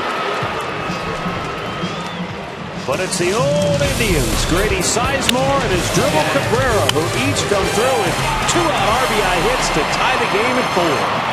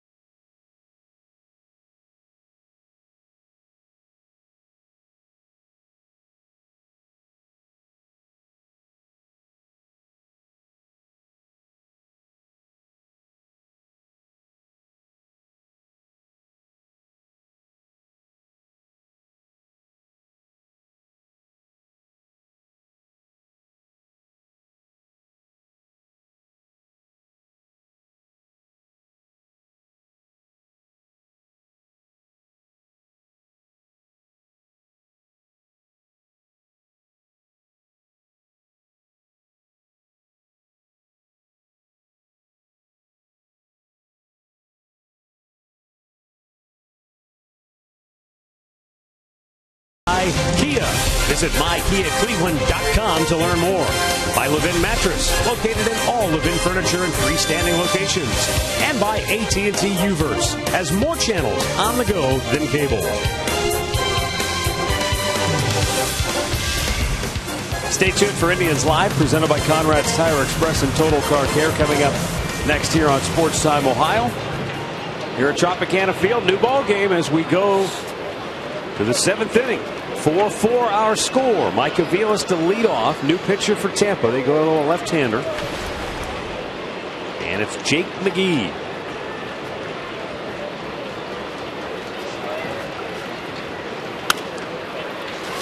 Now back out of play.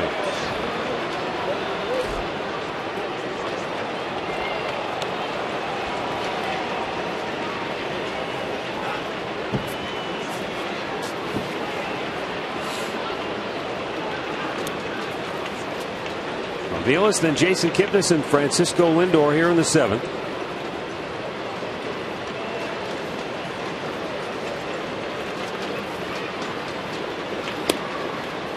Bottom of the strike zone, a called strike. It's 0-2.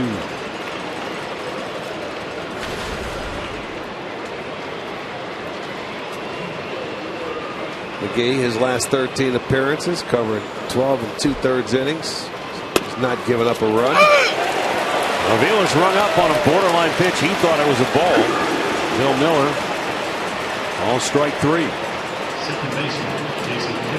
One away, we go to the top of the order, and Jason Kipnis, who's had another fine day swinging the bat. I thought it looked low. You could, even the way Rivera tried to frame it up. Yeah, whether it was or not, it's a tough pitch to hit. Kipnis has 2 hits. And the first ball he hit might have been the hardest of the game. He drove it to deep left field, but it was caught on the warning track. Since then, 2 singles, an RBI, and 2 more runs scored. So 52 runs scored for Kipnis in his last 63 games.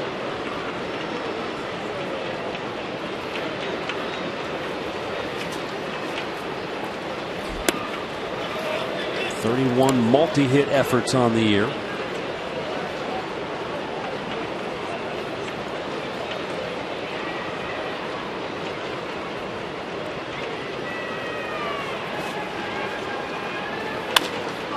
Popped him up. Shallow center. Cabrera out. Called off by Kiermaier. 2 down. Time for a Mazda game break. Here's Al Pawlowski.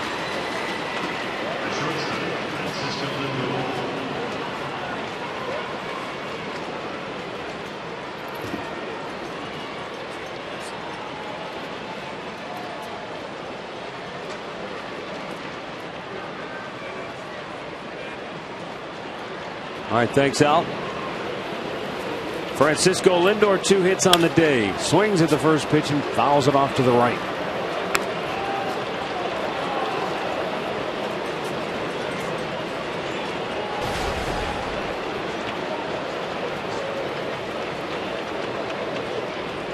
Lindor, 2 singles and RBI.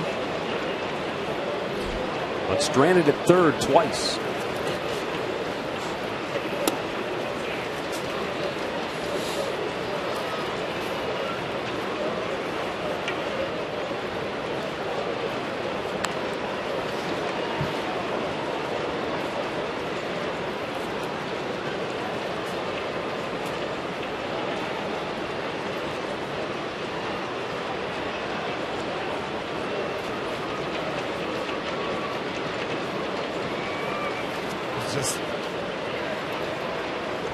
The 1-1.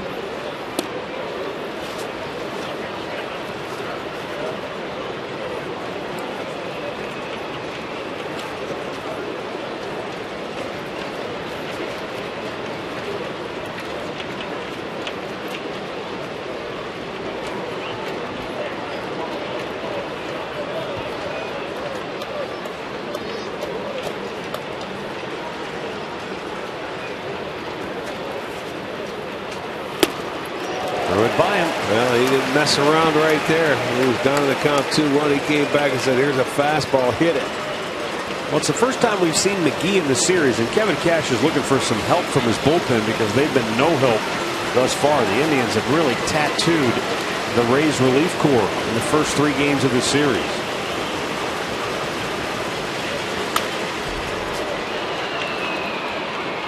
Yeah, they've scored late in every ball game between the 7th, 8th, and 9th.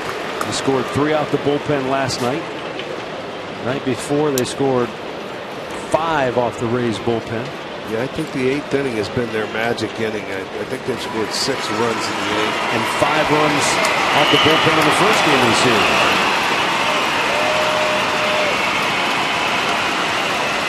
2-2 pitch. Strike 3 called, inning over. We're tied at 4, and it's time for the 7th inning stretch, brought to you by Spencer Auto World.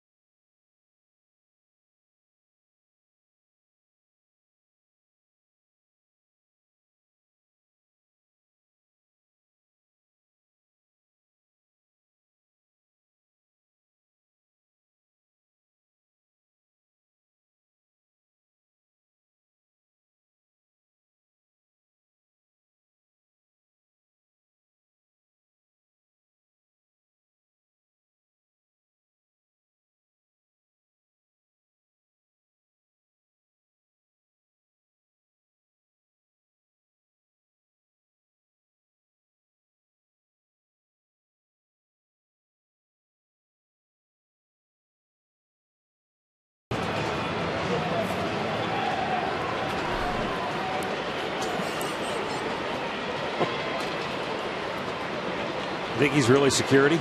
Yeah.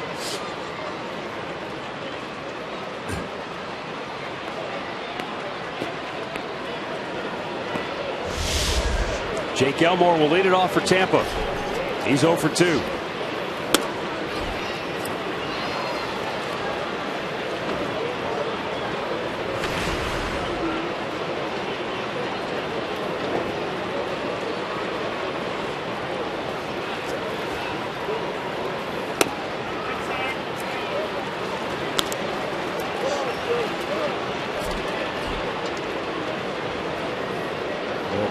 Long 6th inning of 27 pitches. He was very efficient.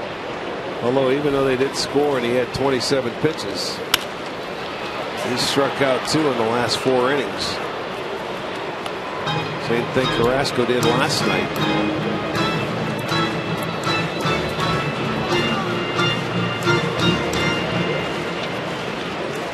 But they got a couple of key base hits with 2 outs.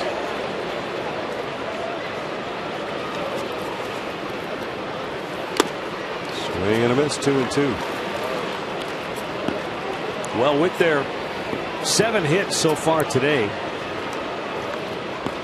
the Boston Red Sox of 1961 can pop the champagne. They still hold the mark for the fewest hits in a 4-game series. Yeah, well, they have more hits in today's game than they have in the first 3. So the 1961 Red Sox were led by manager Pinky Higgins. The lineup featured Chuck Schilling, Yaz, Frank Malzone, Jackie Jensen, Jim Pagliarone, Carol Hardy, Vic Wertz, and Pumpsy Green. Pumpsy Green, huh? And they won 1 of the 4 games in that series, even though they only had 11 hits. They won it 2-1. Well, it's hard to win 4 straight games from one team.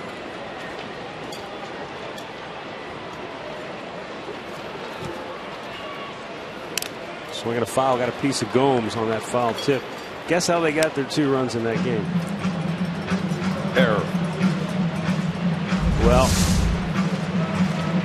let me put it this way: they got a sacked fly, but the difference in the game, the second run,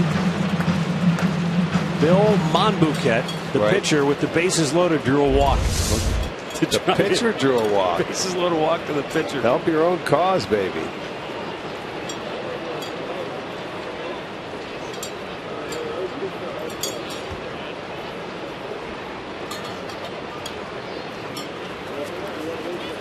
2-2. Breaking ball and all. It was wicked. You see Elmore turning out of the way thinking that ball might hit him, and it just broke right over the plate. Yeah, he started that slider at him. Normally he never does this. But boy, you started inside and comes over the inside corner, and he couldn't pull the trigger. The late break surprised him. 19th time in his career, 6th time this year, 15th time this year for the Indians as a team. Whew. Rene Rivera 0 for 2. He went at him with that same slider, broke it right over the inside corner.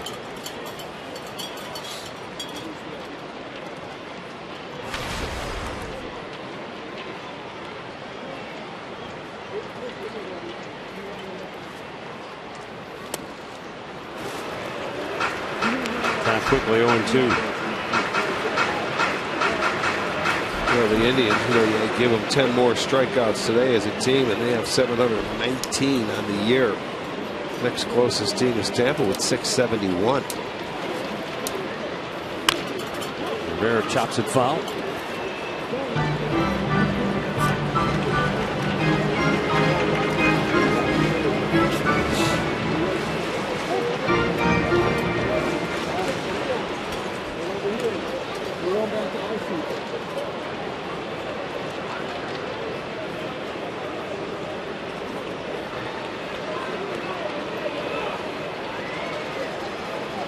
One out on the 7th. And the 0-2 to Rivera.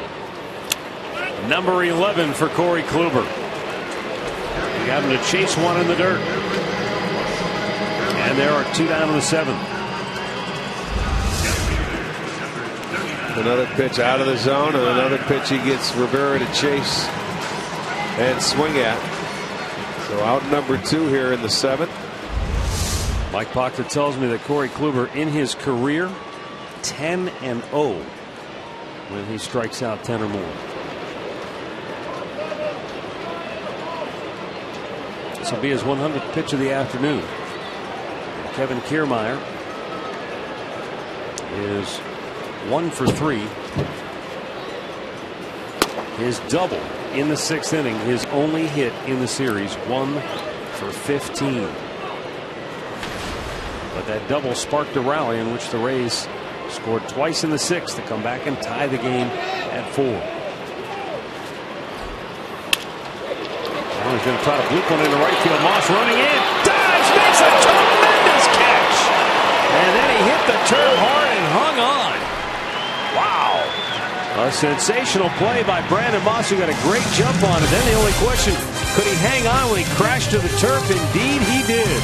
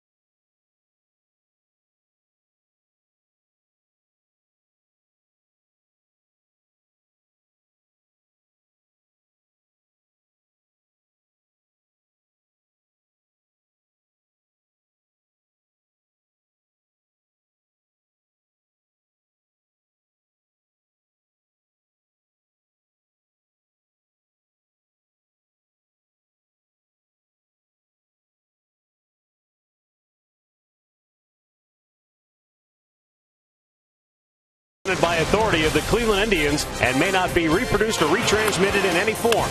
And the accounts and descriptions of this game may not be disseminated without the express written consent of the Cleveland Indians.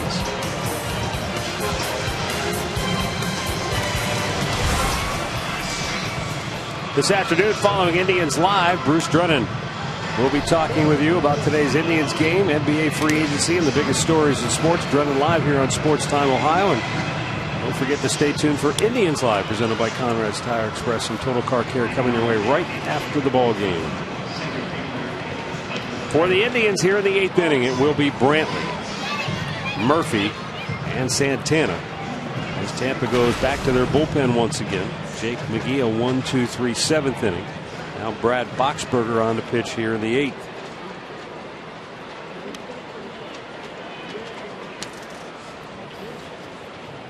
Boxberger making his first appearance in the series.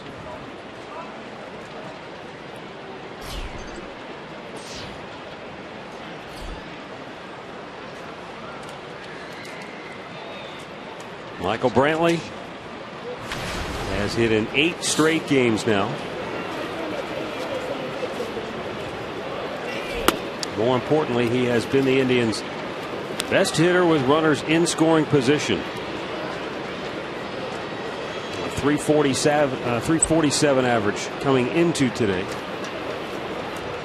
And twice he's had RBI opportunities, and both times he has come through. A sac fly in the 4th, an RBI single in the 5th.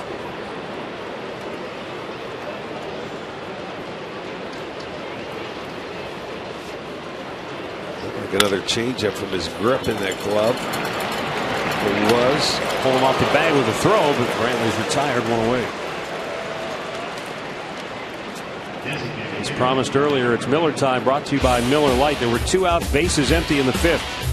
And Giovanni Urshela extended his hitting streak to 11 games with an opposite field single. Then a walk to Mike Aviles. Kipnis drove in a run. Lindor, next man up, drove in a run. Brantley, next man up, drove in a run.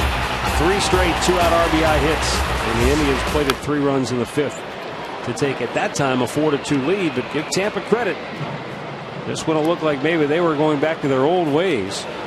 Corey Kluber had retired 11 in a row, but in the bottom of the 6th, they came up with a 2-out rally with 3 straight 2-out hits to score 2 to tie it.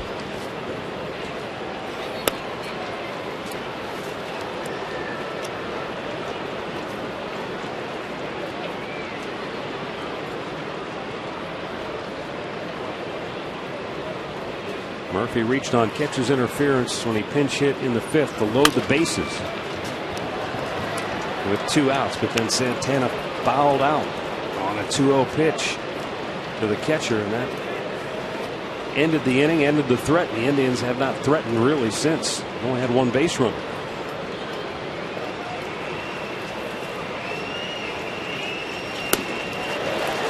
Murphy goes down on strikes, 2 away.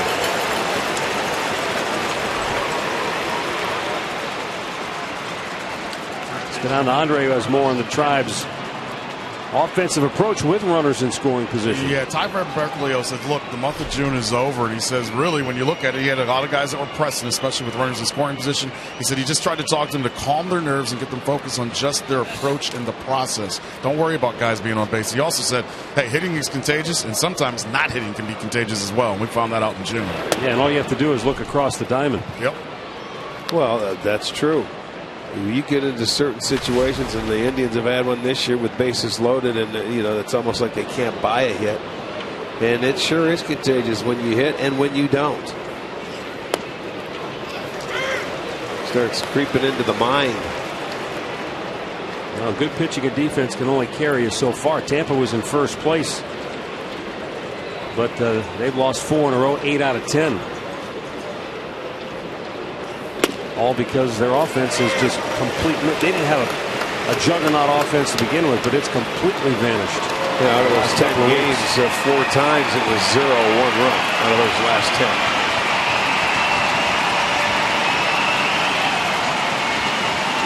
Now the 1-2 strikes him out. Back-to-back Ks for Boxberger. Indians go 1-2-3, and we'll go to the bottom of the 8th, tied at 4.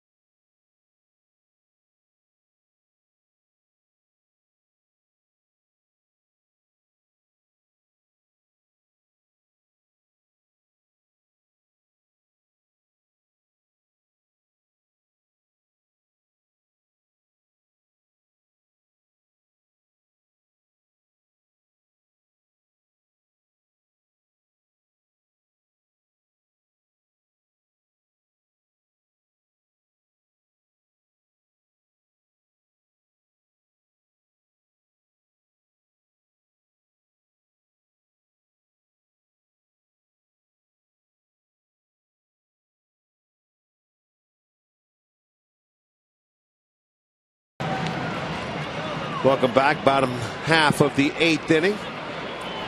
We have a tie ball game, and Kluber is back out there.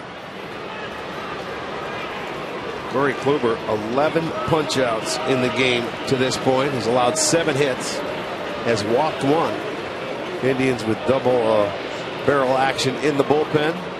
Shaw, Zipchinski. As Kluber's going to face Butler, Longoria, and Sizemore. The first pitch on the outside corner, strike 1. The Rays came back on Kluber back in the 6th inning when they got 3 base hits with 2 outs and tied the game. But he is still dealing, still making quality pitches here. 103 of them to be exact. Another 0-2 count for Kluber. Butler 1 for 3 on the day. He singled and scored in the first.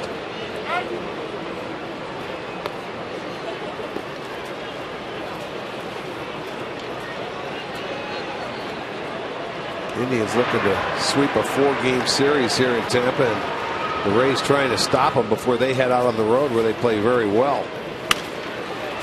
This one out of play. Remains 0-2. Butler was the guy that did it last night to Carrasco in the 9th inning. The only hit for the Rays. Drove in the run.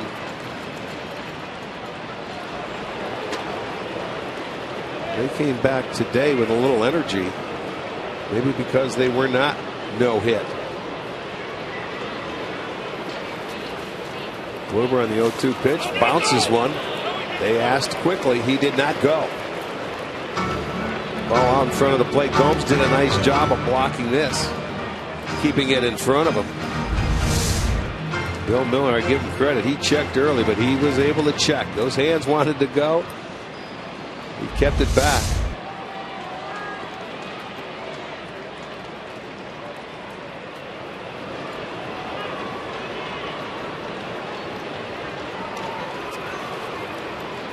Kluber again, a perfect pitch on the outside corner. Strikeout number 12. I mean, and a beauty. I mean, you can't put it out there any better. A good fastball on the outside edge. Normally he tries to go out there and get that little two-seamer to come back, but it was just almost like a dart. It did come back or stayed its course on the corner. Butler knew it. Strikeout number 12 and out number 1 here in the bottom half of the 8th inning. That'll bring up Evan Longoria, who singled and scored in the first inning. Has struck out his last 2 times up. And he has made some nasty pitches to Longoria today. Kluber has struck out at least 2 guys in the last 5 innings. And he has one on the docket here in the 8th. Misses with that slider away. You see Kluber at 108 pitches. Kluber 10-0 when he strikes out 10 or more batters in a game, but he's going to have to get through this inning and have his offense get him one more run. Hits the outside corner for strike 2. Let's see if it's high enough. That's a borderline strike, and Bill Miller gives it. As a hitter, you don't like it because Kluber's tough enough to hit, let alone giving him any help at all. Timeout. The ball gets loose from the Indians bullpen. And with those bullpens that are on the field, they stay in play.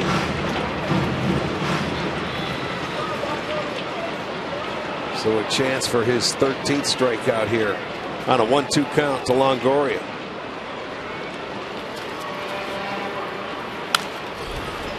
Went up and in and jammed him, and he fouled it off.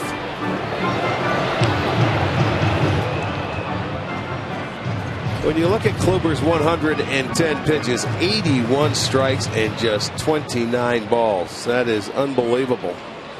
They were aggressive on him early in the first inning, and I think that's what teams do. To make it the adjustment, you have to get after Corey Kluber early. He has the weapons to put you away.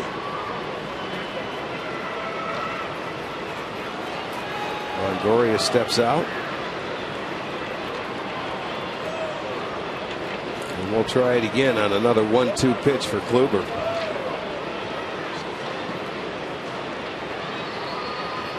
He's in the wind and the pitch. Nice slider. 13 strikeouts for Corey Kluber. And for the 6th inning, he has 2 straight in an inning. When you watch him, he has had a devastating slider. He's dotted his fastball, much like Carrasco did last night. And boy, once he gets ahead of you, he expands the strike zone, and there's not much you can do as a hitter. Just another performance, Matt, like Carrasco yesterday. These guys are fun to watch. Well, and the other thing too, when you watch Kluber pitch, and I'm thinking this as a hitter from their perspective, he's got that tremendous four-seamer that he can dot. It's 94, 95 at times, and then he's got the great slider. But it's the cut fastball that locks guys up because they see it coming out of the hand. They see a little spin. They think it's going to be the slider, and it stays right there, and they can't react. Yeah. And then they see the spin. They think it's the cutter, and it's the slider, and they go fishing for it. Well, for the hitters, too, everything comes out of the same arm slot. You know, and it's sort of like a little crossfire angle, and it's all late-breaking movement. And that's the toughest thing for the hitters is the movement on the pitches.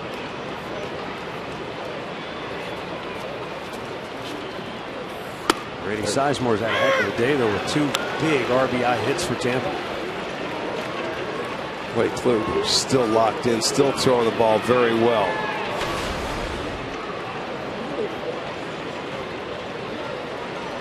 That bullpen for the Indians, they're ready to go. Hopefully they're not going to need them. They're ready to go, but Kluber's not ready to leave. Yeah, he strikes out the side. 14 punch-outs on the afternoon for Corey Kluber. And we stay tied at 4, headed to the 9th.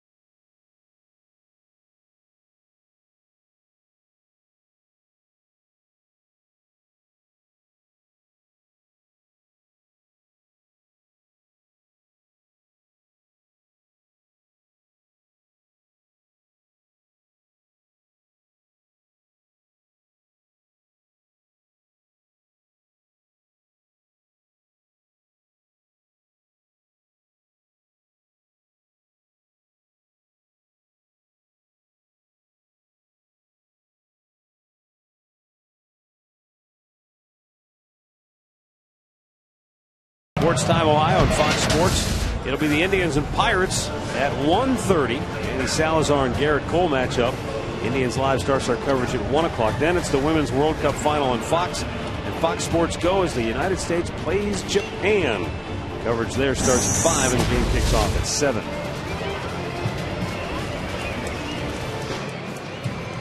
We are in the 9th inning. Tied at 4. The new pitcher is Kevin Jepsen. Jepsen pitched on Saturday against Boston and gave up a solo home run to Alejandro De Aza. Not a guy you normally think of as a big power hitter, but well, he's 5th in the league in games at 36. Now make it 37. Corey Kluber wants to stay in this ballgame. I think Terry Francona's telling there's him. No way. What is that, 115 pitches? Yeah, thereabouts. Really close. 115, I believe. Yan Gomes 0 for 3.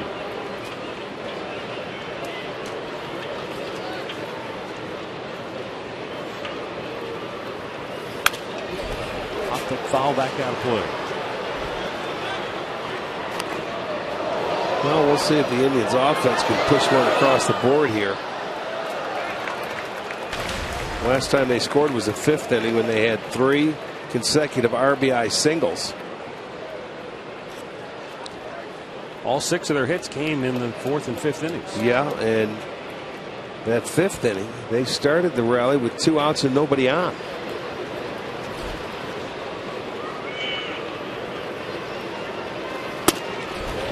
Good elevated fastball, 95 miles an hour, and it's 1-2.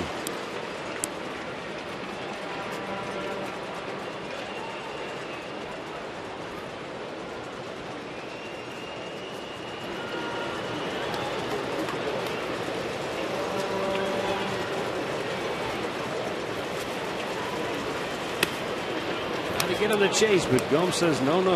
2-2.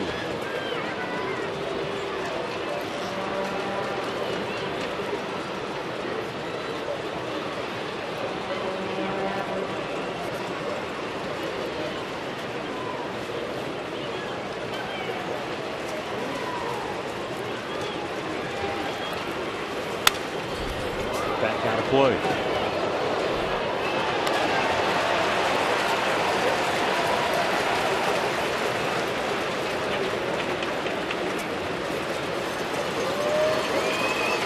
Gomes had a double and a homer earlier in the series.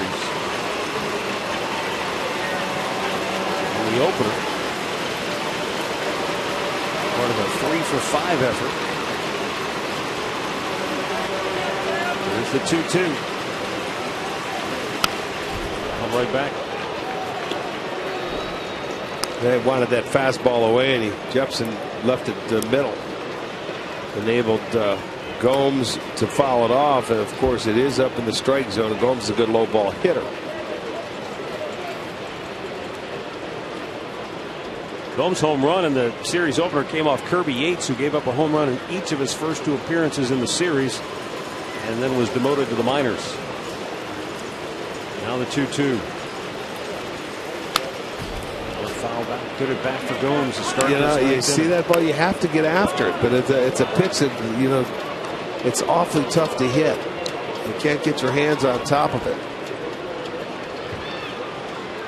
If Jepsen should throw it maybe another couple inches higher, he'd be in better shape. You might get the swing and miss. Or for Gomes, if he throws it a few inches lower, it'd be good for him. That could be his nitro zone. Oh, that breaking ball came back. That was a nasty pitch, and he still got a piece of it because it was down. I mean, watch. I mean, this ball he's picking it up off the ground, but he just got a piece of it. Not a chunk of Bill Miller, the home plate umpire.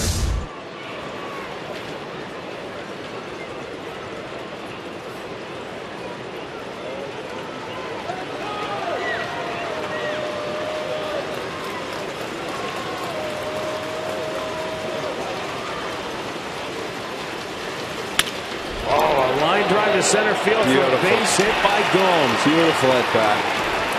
Finally got one he could handle and laced it right back up the gut. Yeah, he's thrilled with that at bat, and why not? And he hung around until he got a pitch to his liking.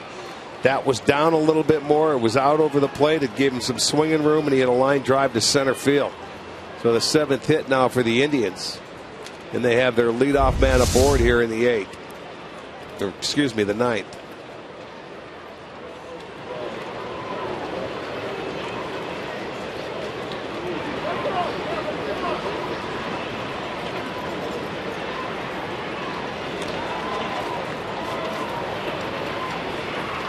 Moss, a swing and a miss. With Gomes at first here in the 9th inning representing the go-ahead run, one might wonder, would Terry Francona think about pinch running here? But as we join Andre Knott, that's not really an option, is it? Not really an option because the team is short one player, because Michael Bourne today is serving his 1-game suspension and stemming from his June 16th ejection versus the Cubs. He just figured it was the time to get it out of the way before we get to Pittsburgh. So they are one short guy today here. He's the left-handed starter going to start the game, so he figured. I didn't know that they could pick and choose any game they wanted to serve. I thought, if they appealed or something happened, they had that hearing and boom, they set the date for you. I didn't realize you could pick your own game.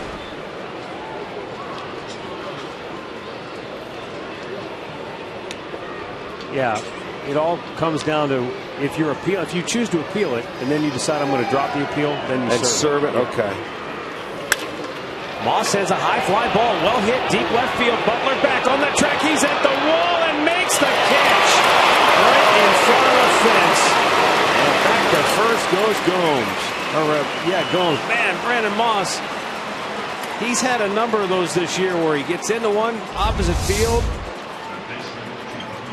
Well, he got underneath that ball and it had some carry to it. It goes right to the base of the wall. And Butler puts it away. He had one of those in center field today as well. You remember earlier in the game. Yep. Back in the 5th inning, he went to straightaway central to the base of the wall. So one away for Giovanni Urshela, who's 1 for 3 on the afternoon.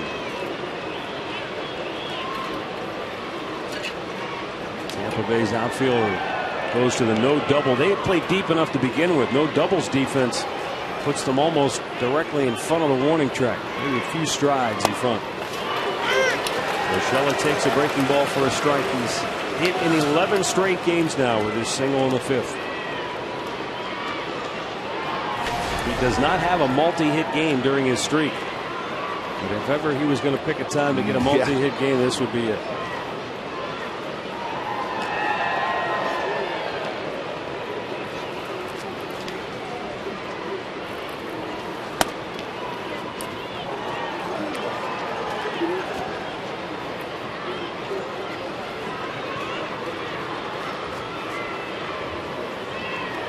His hits have come late in ball games.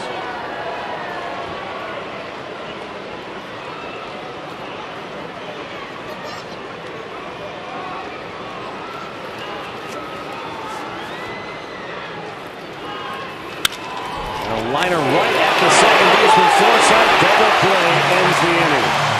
Boy, he hit it hard. 3 actually. 3 hard hit balls in the inning.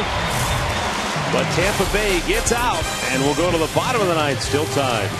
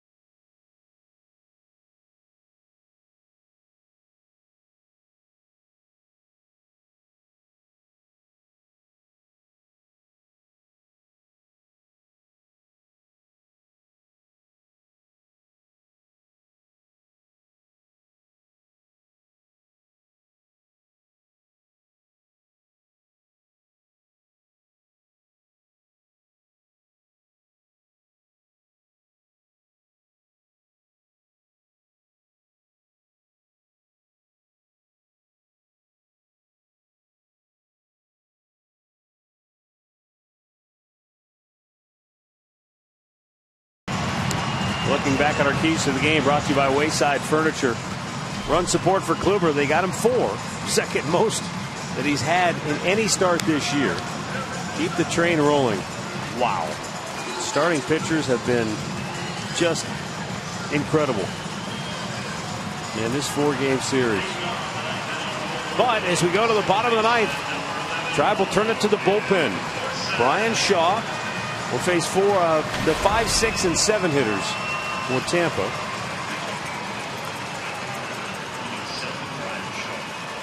Logan Forsythe as Dribble Cabrera, Brandon Guyer due up. Shaw's 35th appearance of the year.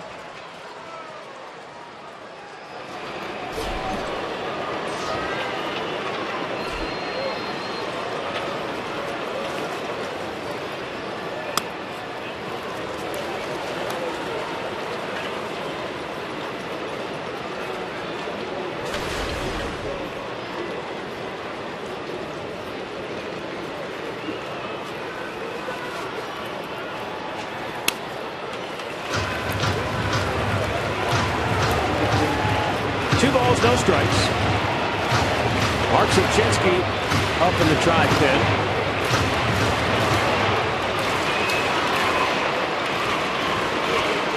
And so is Cody Allen.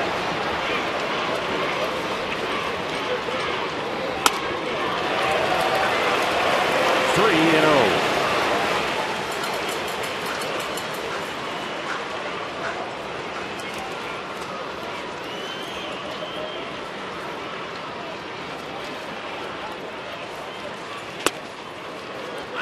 Finds the strike zone.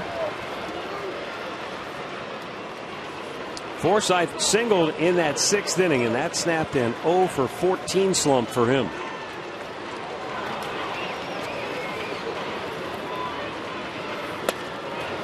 Full count.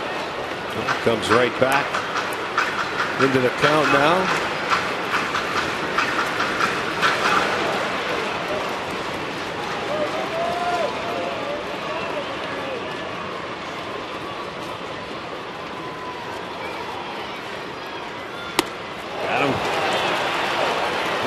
Sort of a swing in between with Forsythe. 1 down. Yeah, after falling behind 3-0, that was not a very good at bat. He didn't want to swing at it. He tried to stop his swing. He thought it was up out of the zone, which it was. He swung at ball 4. So Shaw able to come back. And with 1 out is Dribble Cabrera. 1 for 3, an RBI single his last time up, and that was a key hit because it tied the game. Cabrera sent a liner to first. Rick Santana tried to short hop, but it went off of his glove, and when it rolled free, Brady Sizemore was able to score all the way from second base on the play.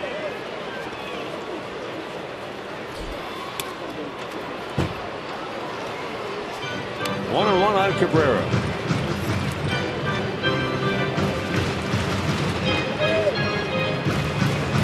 Three of the Rays' 4 runs have been driven in by the former Indians. Sizemore with a pair, Cabrera with a run. The other run scored on the errant throw by Yan Gomes in the 1st inning. Strike call, and it's 1-2.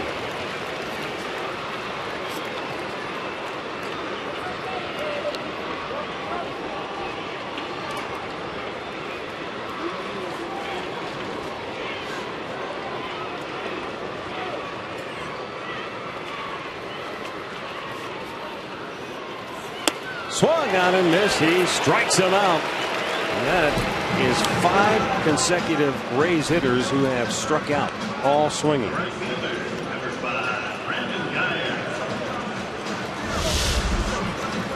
Stay tuned for Indians Live, brought to you by Conrad's Tire Express and Total Car Care. Coming up next here on Sports Time Ohio. Actually, 4 straight were swinging. The first one of these 5 in a row, Joey Butler was called out. 8 out of their last 9 outs have been strikeouts. Yeah. They've been able to put it in play other than fly ball to right field back to end this. To end the 7th. Brandon Guyer is 0 for 2.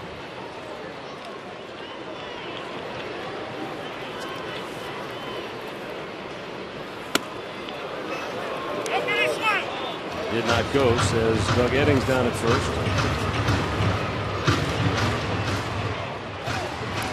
Each team with 4 runs. Each team with 7 hits. Each team with 1 error. The Indians have left 4. Tampa has left 3.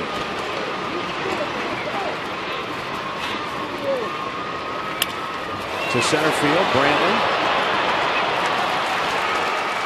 They go 1, 2, 3 in the bottom of the 9th, and we've got extra innings here at Tropicana Field in St. Pete. Aviles, Kipnis, and Lindor coming up for the try.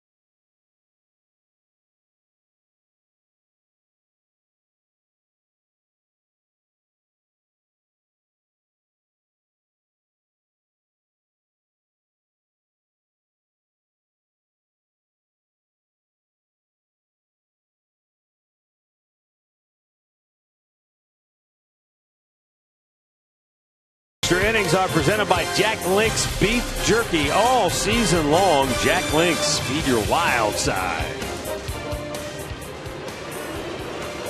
4-4 our score. As we go to the 10th inning, the Indians are playing in their 4th extra inning game of the year. They're 1-2. All 3 have been on the road. Mike Aviles, first ball swinging, deep left field, gone to Souvenir City. 1 pitch, and the Indians take the lead. Aviles with his 4th home run of the season, and I told you earlier, his best batting average is when the bases are empty. He sparks a rally all by himself. Well, 1 swing of the bat, that's Aviles' 4th, and you gotta love that. Forget the moving him over, get him in. He hung him a breaking ball, speeds up his bat, and he lined it out of here in a hurry. He got him on, he got him over, he got him in. Yeah, he did it all.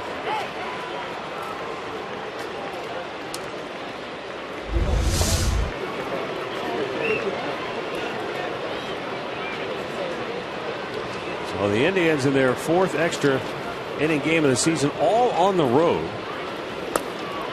Meanwhile, for Tampa, the Rays are 2-4 in extra innings this year, so this is their 7th game. They're 0-3 in extra inning games at home. Well, they don't play well here.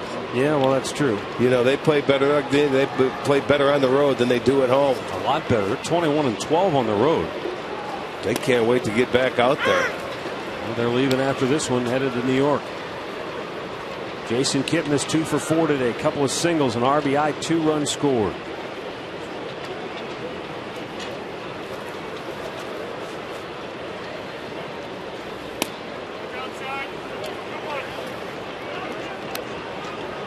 Xavier Cedeno had pitched in 2 games in the series, and both times he worked 2/3 of a scoreless inning. The Indians get him today with a leadoff homer by Aviles. And now Kipnis into the glove of Elmore at first base. Even the diminutive Jake Elmore able to reach up and snare that line drive.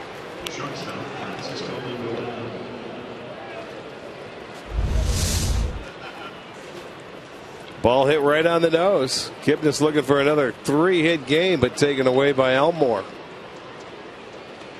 Little breaking ball down and away. That's the pitch that Mike Aviles hit out of the ballpark with the slider.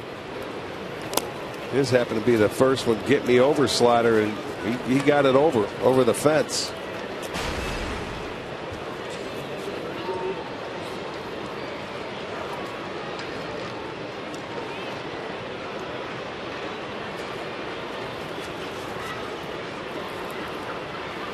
Lindor fouls it straight back to the screen.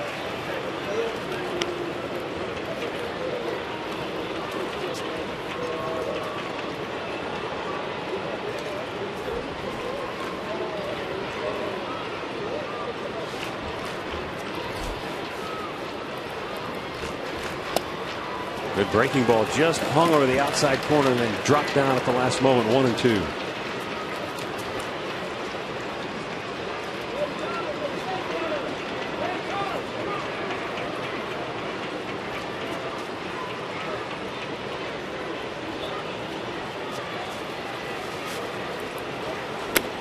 A little bit low, good eye by Lindor.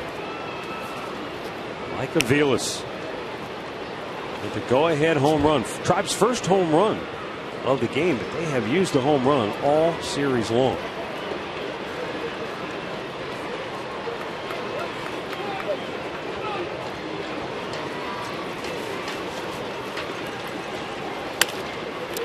Popped out of play. In the series opener, they got a solo home run, as I mentioned, from Yan Gomes.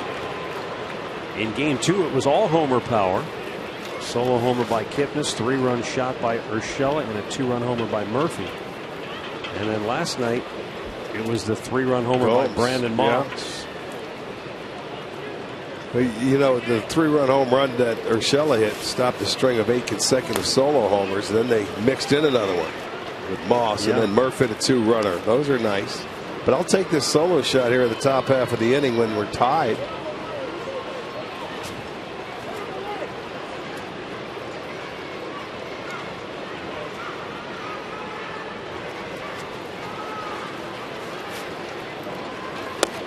Lindor, a swing and a miss.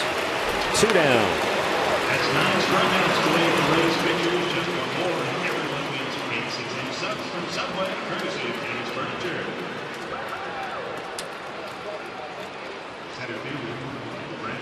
Tampa pitching has combined for 9 strikeouts today.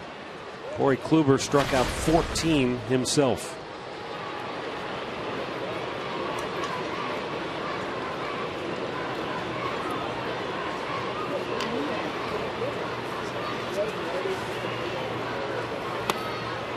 Low ball 1 to Brantley.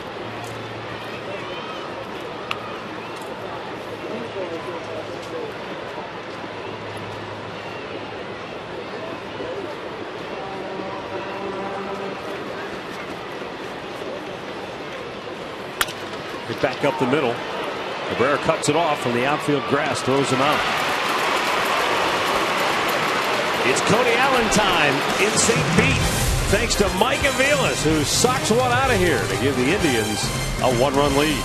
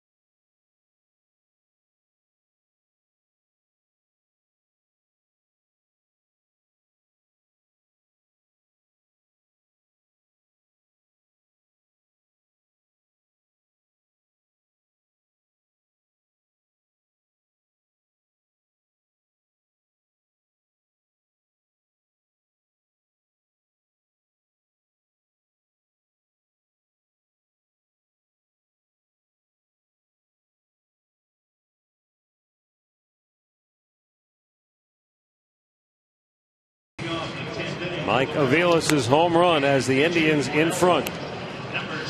And now we go to the bottom of the 10th inning. Cody Allen will try to save it for Cleveland. He hasn't had a save opportunity since June 13th, but he's trying to notch his 15th save of the year. And he's been pitching well of late. When he's had to come into games and just get some work to stay sharp, he has pitched very well. In his last 14 games, he's gone 14 2/3 innings, has not allowed a run, and has struck out 25 batters. Bingo. Pinch hitters, David DeJesus and Steven Souza Jr. in the on-deck circle to start the bottom of the 10th for Tampa. Kevin Kiermaier, the leadoff man, due up third. And a strike to DeJesus, who has been mired in a lengthy offensive funk. Just one for his last 28.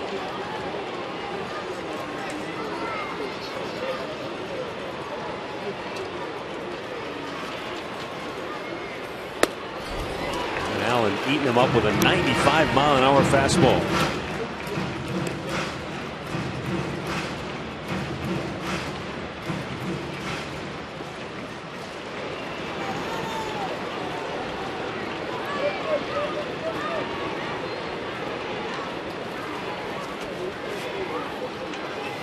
Oh, just painted a fastball in the inside corner at 96. And we have one out on the bottom of the 9th, or bottom of the 10th. Boy, look at it right there on the inside part of the plate. You can't argue that one. That's a pretty well located pitch right there. 16 strikeouts for Tribe pitching. 9 out of the last 11 batters have struck out. Yeah. Yes. That is some kind of impressive. It started with Kluber, then Shaw struck out 2 in the 9th. Cody has struck out 1 here in the 10th. And now Steven Souza Jr. off the bench to pinch hit on a check swing is down on the count 0-1.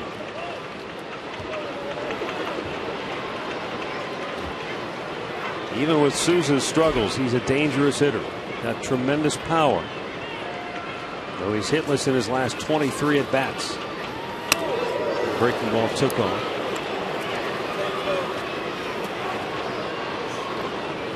Souza leads Tampa with 14 home runs.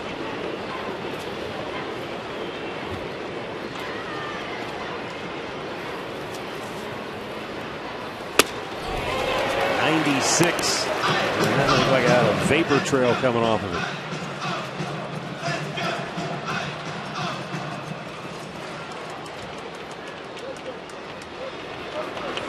Does he stay with the heat, or does he go to the breaking ball here? There's your answer. Another strikeout. Souza just waved at a ball in the dirt. These Tampa hitters flailing in futility all day long, all series long against the Indians pitching staff. Yeah, he didn't even have to throw that breaking ball for a strike, and he didn't in that at bat. 2 fastballs by him, he can't check his swing, and he goes down as another strikeout victim.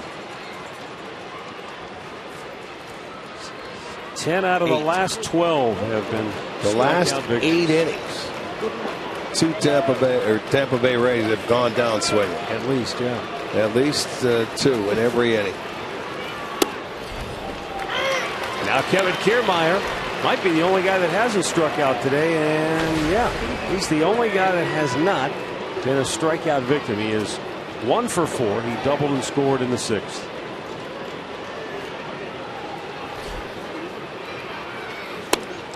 And it's 0-2. Biggest crowd of the series, 16,353, have witnessed another overpowering performance by the Indians pitching staff.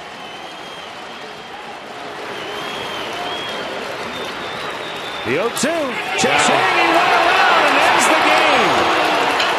11 of the last 13 Tampa hitters go down via the strikeout. as Cody Allen strikes out the side to end it here in the bottom of the 10th. And the Indians hang on to sweep the series 5-4, the final today. It's the Indians' first ever 4-game sweep of the Rays here in St. Pete. Tribe leaves town 37-41. Tampa has dropped 5 in a row and 9 of their last 11. They fall to 42-39 on the season. Winning pitcher will be Brian Shaw, who goes to 1-1. The save to Cody Allen, it's his 15th. And the losing pitcher is Xavier Cedeno, who goes to 1-1 on the season with Tampa Bay. Time now for our Pat O'Brien Chevrolet play of the game. Well, it's going to be leading off the 10th inning on that one breaking ball. Let's go. Get me over. It was elevated. Mike Aviles hits it into the seats, his 4th home run, and boy, it couldn't have come at a better time. It happened quickly. They get him that extra run, and they just put out the fire the rest of the way. And it was a good day. Good day for Tribe to come back and get the W. To score the sweep. Wow, I mean, it just, again, baseball so crazy. They go to Baltimore, look dead, look lethargic, can't get any runs going, nothing going right. They get swept. And they come here to play the first place team in the AL East, the Rays, and they flip it on Tampa and dominate them with outstanding pitching, get the offense going a little bit, and now they'll head to Pittsburgh with a 4-game win streak. Just with the doctor order, they needed that. And I'll tell you what, I don't know if you'll ever see in a 4-game series the starting pitching as good as we witnessed here, this week here in Tampa. It was unbelievable watching these guys go through the rotation. Well, we had near perfect games the first 3 games and 19 strikeouts combined by the Indians pitching staff here in the finale. Yeah, it was fun to watch. It really was. Stay tuned for Indians Live, presented by Conrad's Tire Express and Total Car Care. It's coming up next here on Sports Time Ohio.